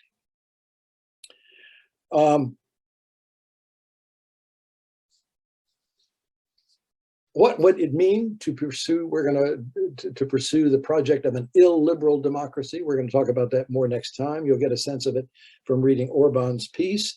But broadly, it means we want to be less inclusive, more restrictive, fewer freedoms, and on and on. Certainly not equal rights for minorities. Minorities are to be treated as second class and third class citizens, etc. Out of this flows what I think can only be characterized as a polarization mentality. The more populist politics you've got as a resistance to established constitutional democracy, the more you tend to be pulled in the direction of a polarized politics. A polarized politics in particular in the following sense. There's a tendency among people who are caught up in these movements to treat opponents as enemies, That's a very common theme. It's not a surprise. None of you on this call will be surprised to hear me say that because it's so much become the ethos of American politics, at least a certain kind of American politics. Note how different that is from an environment in which compromise is possible, compromise is even encouraged, compromise is prized. But in order for compromise to happen, you've got to what? To some extent, respect the opponent as somebody whose views should be counted and taken into account and even honored. The other thing it produces, if you move very far in the direction of polarized politics, is a desire on the part of those who are involved in these movements to rule in a unilateral way. Just as much as possible. If you're not going to treat your opponent with respect, then what do? You beat them. You do as much as possible to destroy their political power, their political influence, etc. Now, the last thing I want to do before entertaining your comments and questions is to just briefly note the issue that will be in play in your readings for next time and in our discussions next time. I want to submit to you that this crisis that has been unfolding presents Christians with a particular political challenge. And the challenge I would define this way, and it's going to be taken up in your readings. The societies in question are virtually without exception ones in which some form of Christianity has been in a privileged position. Christian nations, even when they become highly secular, they still think of themselves as historically Christians, as ones in which a privileged place for Christianity has been part of their identity. Now, it's pretty clear, as a result of developments that have been taking place now over about 50 years, maybe longer, but at least 50 years, that privilege is slipping away. And you've heard that phrase, post-Christendom, that's its most fundamental meaning. Post-Christendom means that privileged position is slipping away. It's slipping away, of course, more fully in some places than others, more radically in some places than others, but that is the drift. Now, you might say the fundamental question that poses is this: how to respond to that change? How to respond to that privileged position slipping away. Now, one response would be fight back, resist that trend. In the United States, it would mean to what? As much as possible, try to maintain, if not expand, the validity of the idea of this nation being a Christian nation, Christian America. That is at the core of at least part of what the populist challenge to constitutional democracy in our country entails. Now, let me put it maybe too simply and too radically, but I would say there are other people who would say, no, no, no, no, that's the wrong response. And I'm talking about Christians.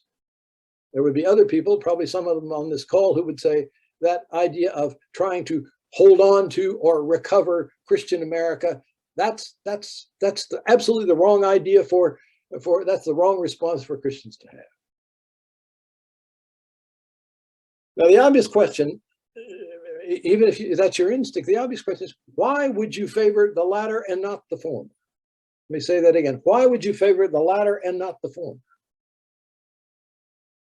Now, the former, the one that, fight for Christian America, is one, that way of thinking, the justification for that is very well developed in especially conservative Protestant circles. Very well developed. The alternative, interestingly enough, at least in my reading, and maybe just I haven't read widely enough, but in my reading, the alternative is not the justification for it is not well developed.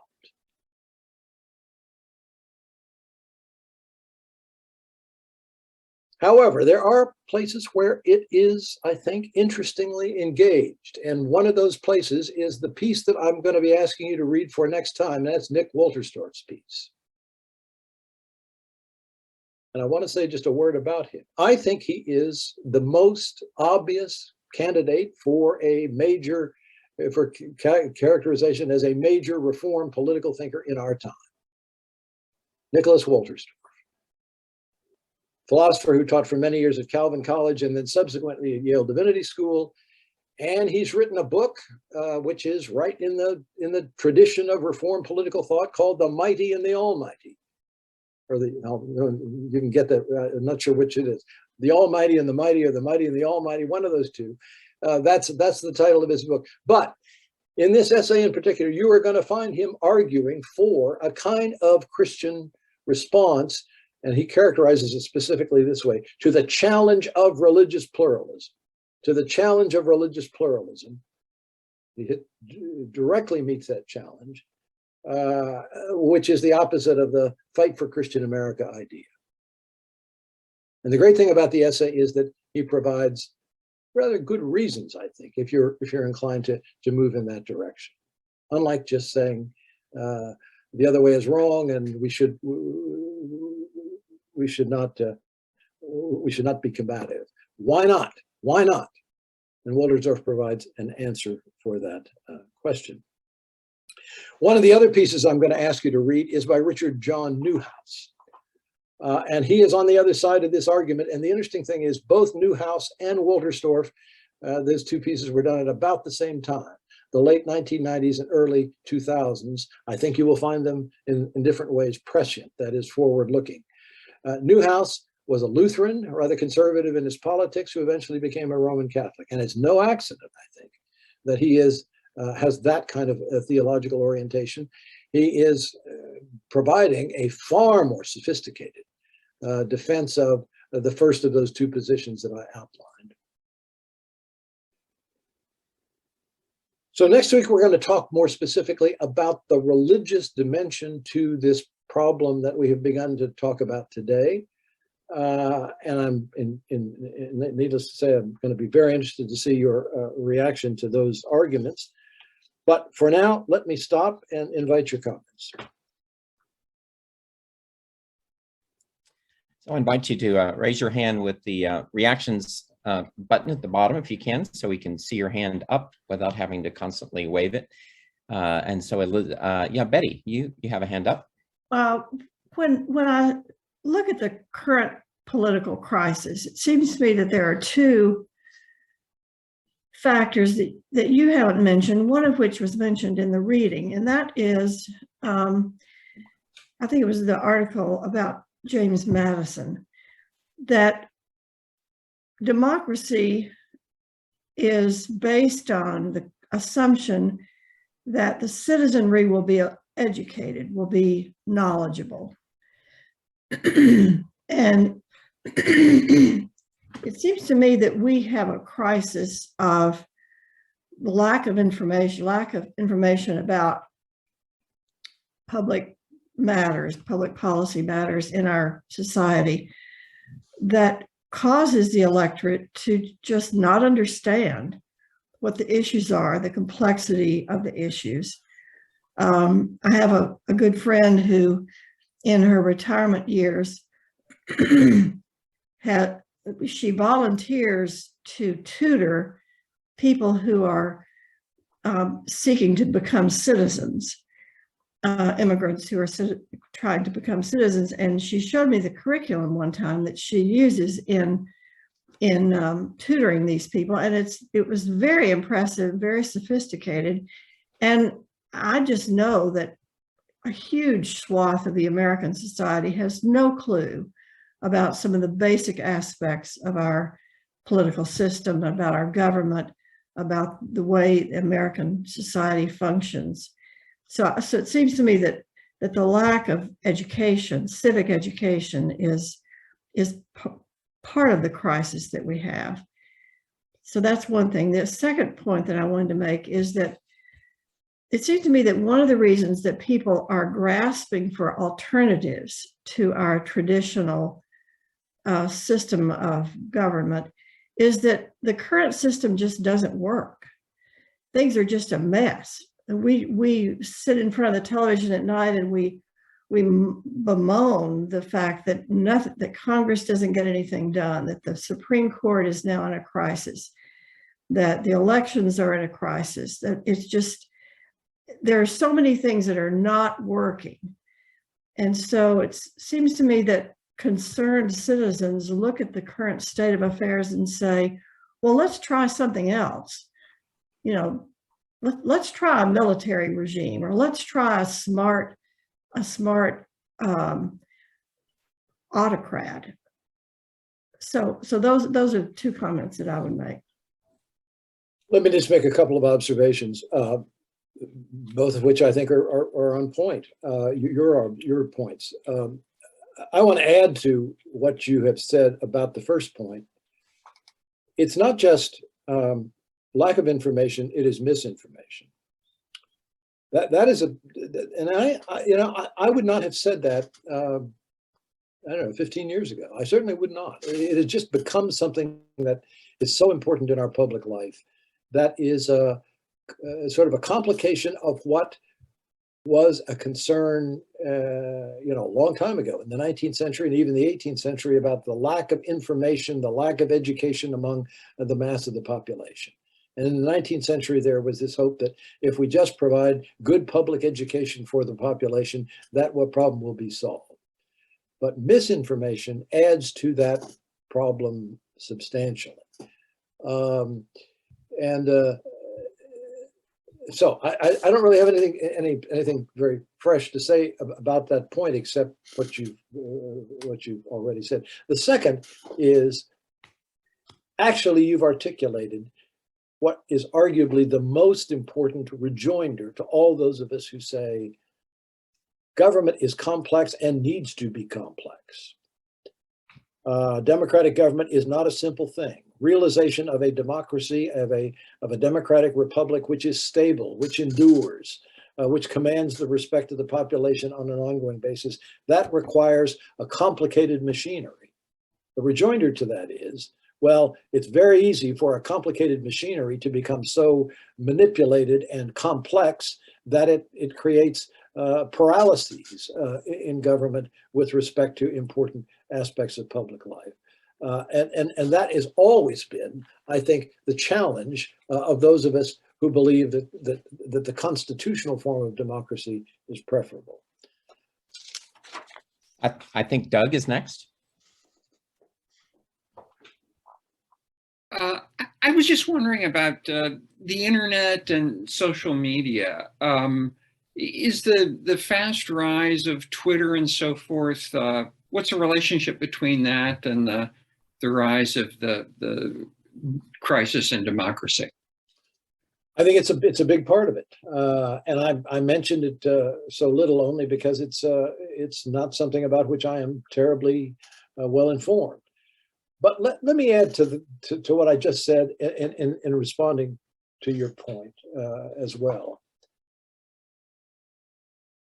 I think lack of information and misinformation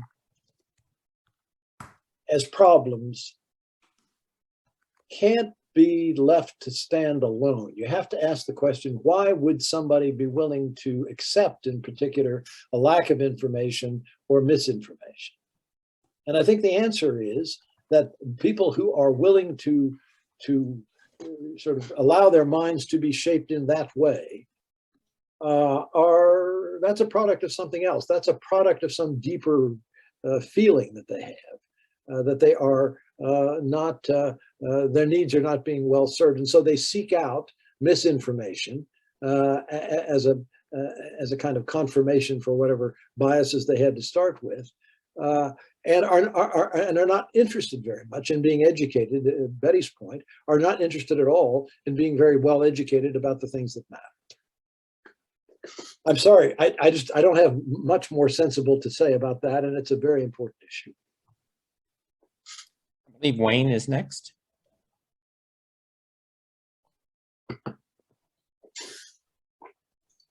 Can you hear me? Yes. Yeah, just follow up on Doug's point. Social media, I think, has been remarkable in influencing the type of information and the speed of distribution of information, whether it's accurate or inaccurate, in the past 10 years. And I think one of the most interesting current developments is the election in the Philippines, where Marcos, the son of the former dictator, is coming back into power.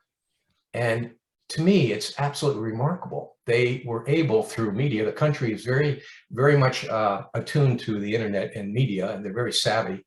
They were able to paint Marcos's regime as a dictator for 15 or 16 years as the golden age. And that is remarkable, I think, for any of us who are a bit older to understand what Marcos was accused of and how he plundered the country. And yet to have his son come back and paint those years, or his political machine paint those years as the golden age, and attract mostly younger voters. The country, it's a very young country, but they don't remember the days of the Marcos regime. And so they bought into this, and he was elected by a landslide. And it really, I think it really shows, it's a tremendous example of how history and information can be manipulated. And this follows Marcos's election, his father being a dictator, follows this brutal government of Duterte, who came to power as the strong man. And the people, apparently the political culture in the Philippines really favors the strong man. And his whole policy of eradicating drug dealers, which was questionable and is still questionable, was greeted with great joy, because I think the local people in the barangay, the communities, they were happy to see the drug dealers disappear. It made their life better. Going back to some of the points you made earlier, Bruce, you want to see results. You want to see somebody bring in something that makes your life better. And something so small, not so small, very serious, of seeing the local drug dealer disappear resonates with the poor people. So I mean, I guess my whole point is it's been a remarkable thing to watch unfold in the Philippines. And of course, I don't have any firsthand knowledge. I've been there many times, but to read what's going on and what's covered in the press, it really is an example of, I suppose, populism at its worst. Let me tie a couple of these themes together.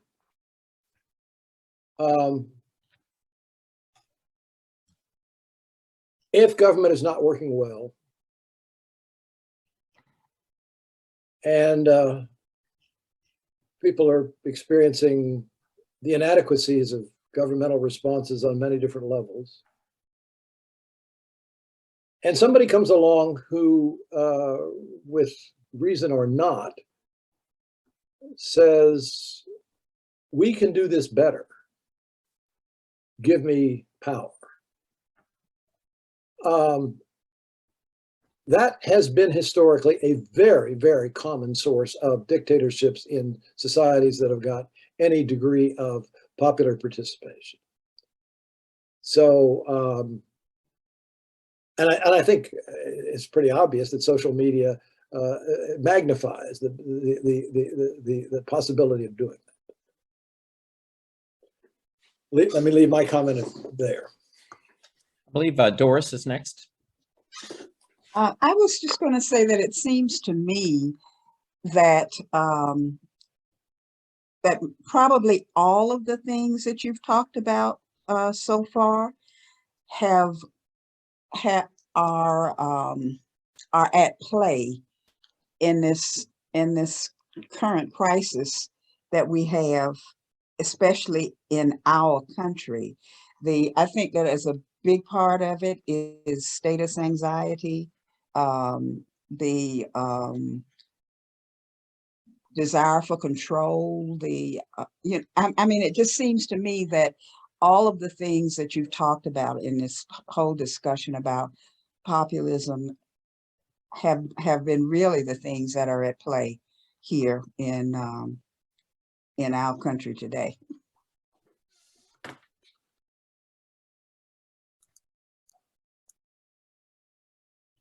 Did you hear what I did. I heard what you said. Oh, okay. I'm pondering. I think an interesting question is this. There was evidence all along, by which I mean over the last 20 years or so, 30 years or so, of the unease which gives rise to the Trump phenomenon. But it was just inchoate. It was not very well focused, except in maybe a few states. You know, for example, in Minnesota, Jesse Ventura, you know, years ago. Well, had some similarities. And it's interesting to ponder, if Trump had not appeared, would this be the force that it has become? Or would it have remained a kind of inchoate, sort of grumbling in certain parts of the electorate, many of whom, by the way, did not vote before? We're not very interested in politics and have been drawn to politics through that particular campaign. And many of them, of course, were not Republicans, or they were marginally Republicans. And now they have rallied to that particular style. It's a style of politics as well as the figure himself. I think I'm just throwing that out as something interesting to ponder, but it illustrates my point about the leader being the galvanizing force. In the absence of somebody who can really master the current means of communication and master them well, it's difficult for me to imagine this kind of thing really surfacing. And in every country where it has happened, there has been such figure, whether it be Le Pen or Viktor Orban or whatever. There's always been some figure like that who's able to play that role. And end of comment. I think Bob Harris is next. Thank you. Bruce, I really appreciate your making these distinctions today. They've been very helpful to me. And got me thinking about the Supreme Court. We have a constitutional democracy, and the Supreme Court is responsible for upholding the Constitution, and yet the Constitution appears to have become kind of a quasi-religious document. But we have these, the majority on the Supreme Court now seem to be people who claim to be strict constitutionalists, but yet, using your terminology, they appear to be more populist. I just wonder, am I understanding things right from your categories? Is the Supreme Court being affected by this rampant populism?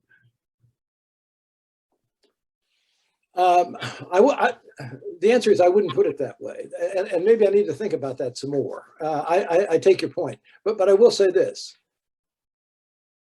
I think the means by which the court has acquired its current configuration, creates problems of legitimacy for the court, which will endure for a long time. And I think that's part of the issue here. It's not just the ruling itself, projected ruling, it's the way in which the court acquired this current membership and this current majority and so forth. And we owe that, of course, not to the individual members of the court, but to Mitch McConnell and the Republicans in the Senate. That strikes me as a form of politics which is a breach of the normal ethos of American constitutionalism. I'd go that far. You know, kind of breaching taken for granted practices that were there for a reason. That is to maintain some sort of workable relationship between the two parties in the high politics of judicial appointments in the Senate. Now, the question that you're raising, I take it has to, I don't think it has to do primarily with that, or maybe it does, but I think it is more the kind of thinking which is behind this this ruling about Roe Wade. Is that a reflection of populism? I'm going to think about that. I'm not going to answer that. I'm serious. That's a very good question, and I want to ponder it, and I'll get back to you next week. Great. I'm going to ask a question, Bruce, if I may. It begins with a slight disagreement about Mueller and the resurgence of fascism. I've been quite compelled by Madeleine Albright's book on fascism and Hannah Arendt's definition of fascism. If we look at Mussolini as the archetype, not Hitler, as basically a non-ideological movement that's able to mass mobilize, address economic suffering, and do that through a charismatic leader.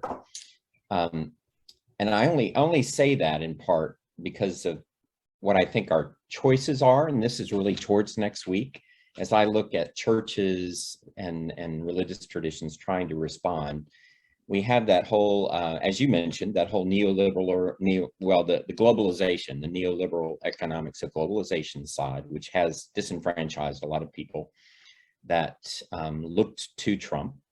And then, of course, the kind of cultural pushback of how the politics of inclusion and multiculturalism have been portrayed, especially by the Democrats.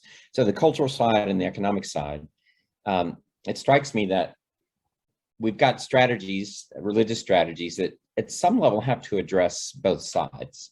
I've always felt like we had more facility on the cultural side, but that alone doesn't really seem to be enough anymore. And I don't know if trying to come at it next week, you know, with both of those sides in mind makes sense, or if you're going to take us in a different angle, and maybe you just have to wait and see. But that's part of how my thinking is going about our responses. I could say a number of things. Let me just say one or two things.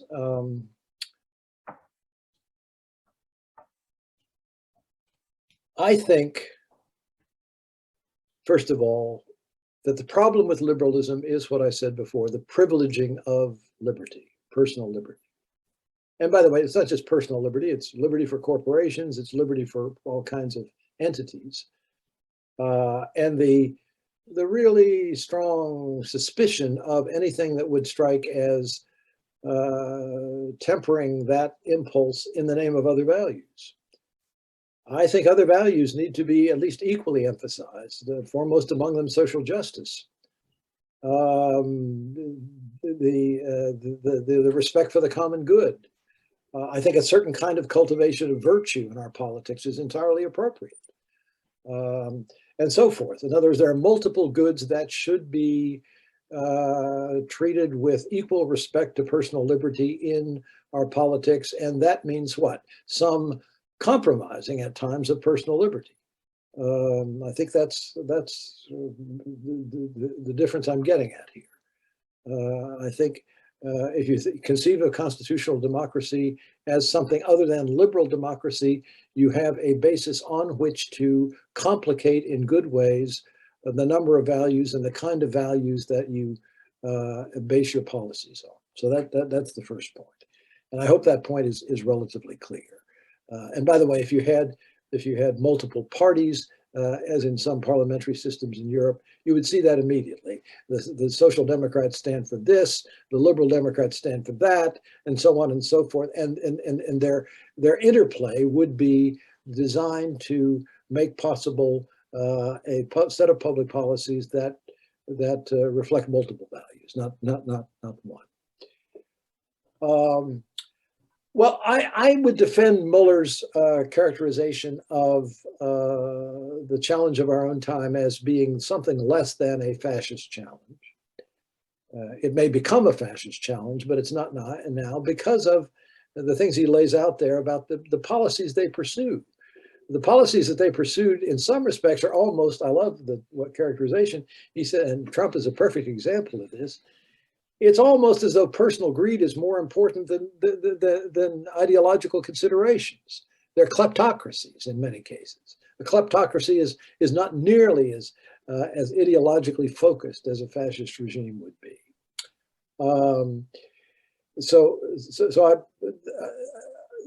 There are other things I could say, but that's the main thing. And with regard to next week, I think what I've tried to frame here is a discussion focused on this, you might say, the fundamental question, which is what we think the role of religion in public life is. And there is a historic way that, and by the way, let me add one other thing about this. I think the point of transition to Wolterstorff's position is Karl Barth's essay. The essay that we read last week, where he says, the state is spiritually blind, the state is not really to be understood as an object of conquest by Christians. It's not something for Christians to take over and use for their own purposes. That essay, it seems to me, lays the groundwork for what then becomes the question, well, if you don't have that kind of state anymore, then how do Christians conduct themselves? And you may remember, to me, this wonderful image that Barth introduces there of Christians being a leaven in society. Being leaven in society is very different from taking control of society. So, very good. Thank you. Thank you. Bob Johnson.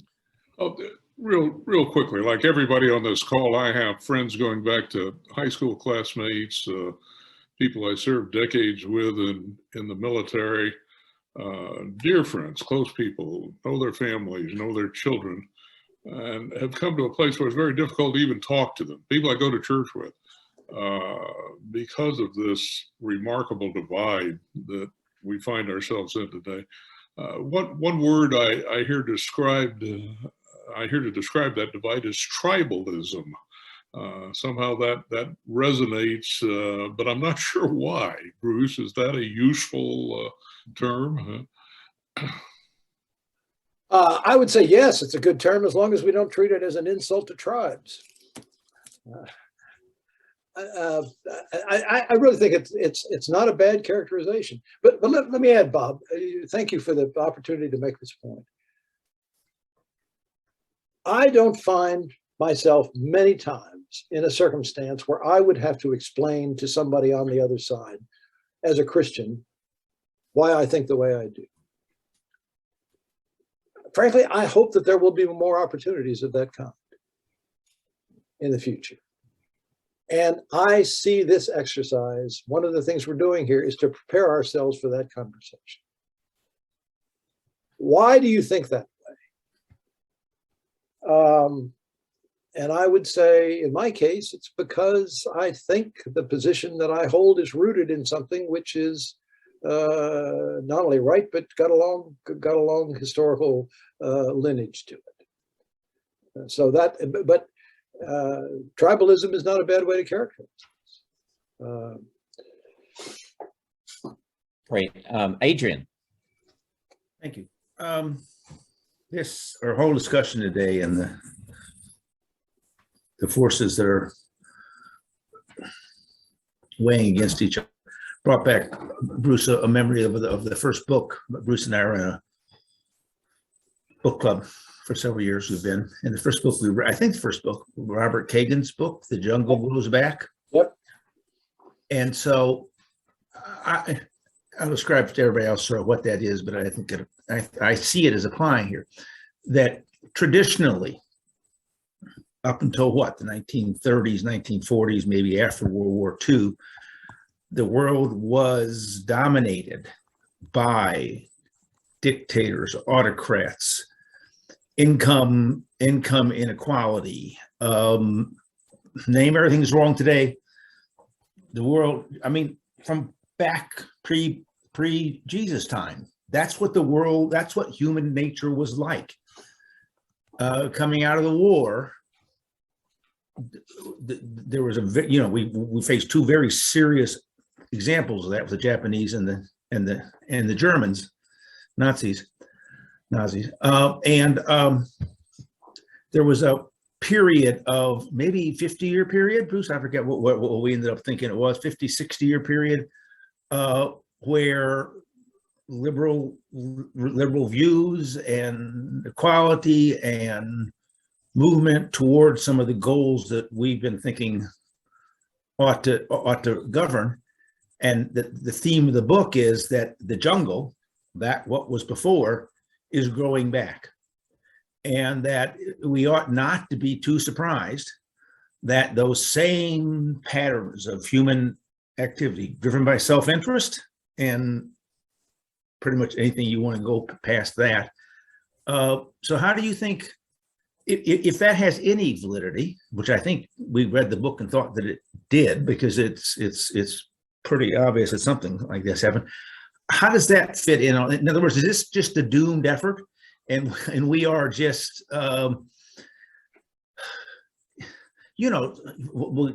Poland, name them, countries that, now have changed a little bit with the Ukraine problem. They're now our best friends again, but there's obvious reasons for that.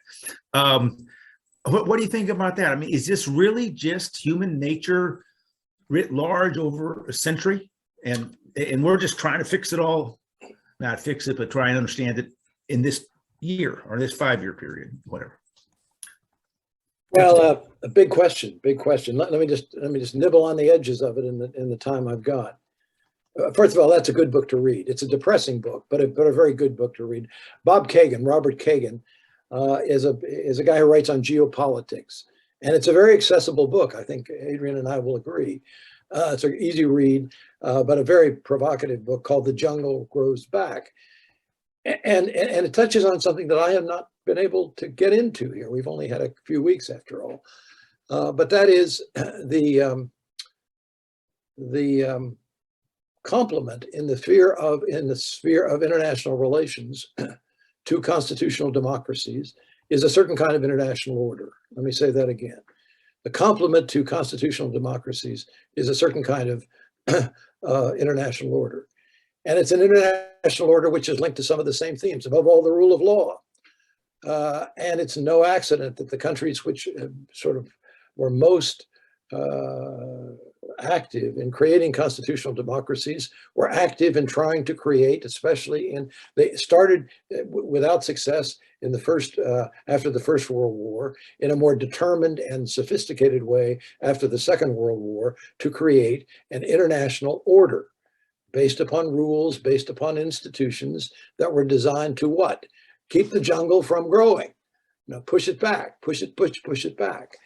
And the Kagan book was in particular a response, I think, to Trump. I really do. And Trump's suspicion of NATO, his suspicion of international institutions generally. The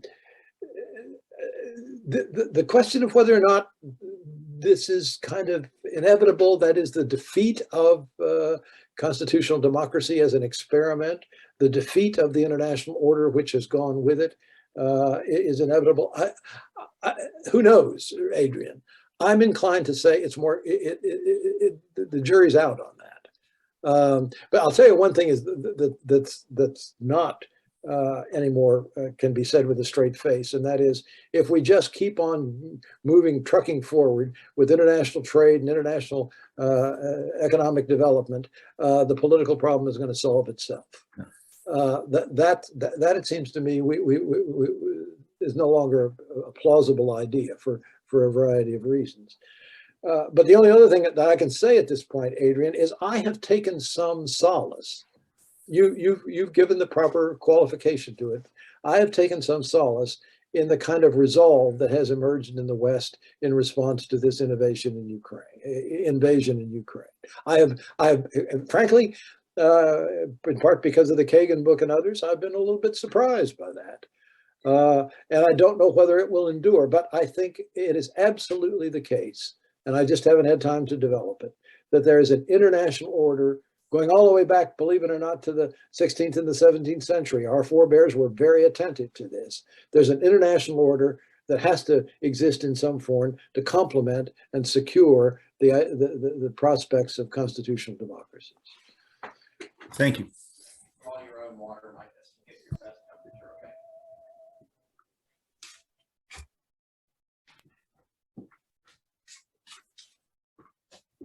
I don't see any more questions. I think we're questioned out. I think we are. So we want to thank everyone for being with us for this third round of this short course. And we're grateful that you, Bruce, have taken us on this journey so far. It's been a really in-depth and eye-opening journey, I think, for so many of us, both on the kind of the religious background side and the whole political philosophy within the Reformed tradition, but in laying out the contemporary scene and the nature of the crisis that we face and the different kinds of democracies, definitions, and the challenges that kind of pit between them has been, I think, very illuminating.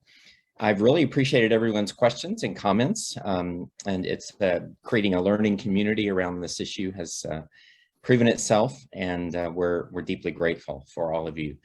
So I think we'll be back next week.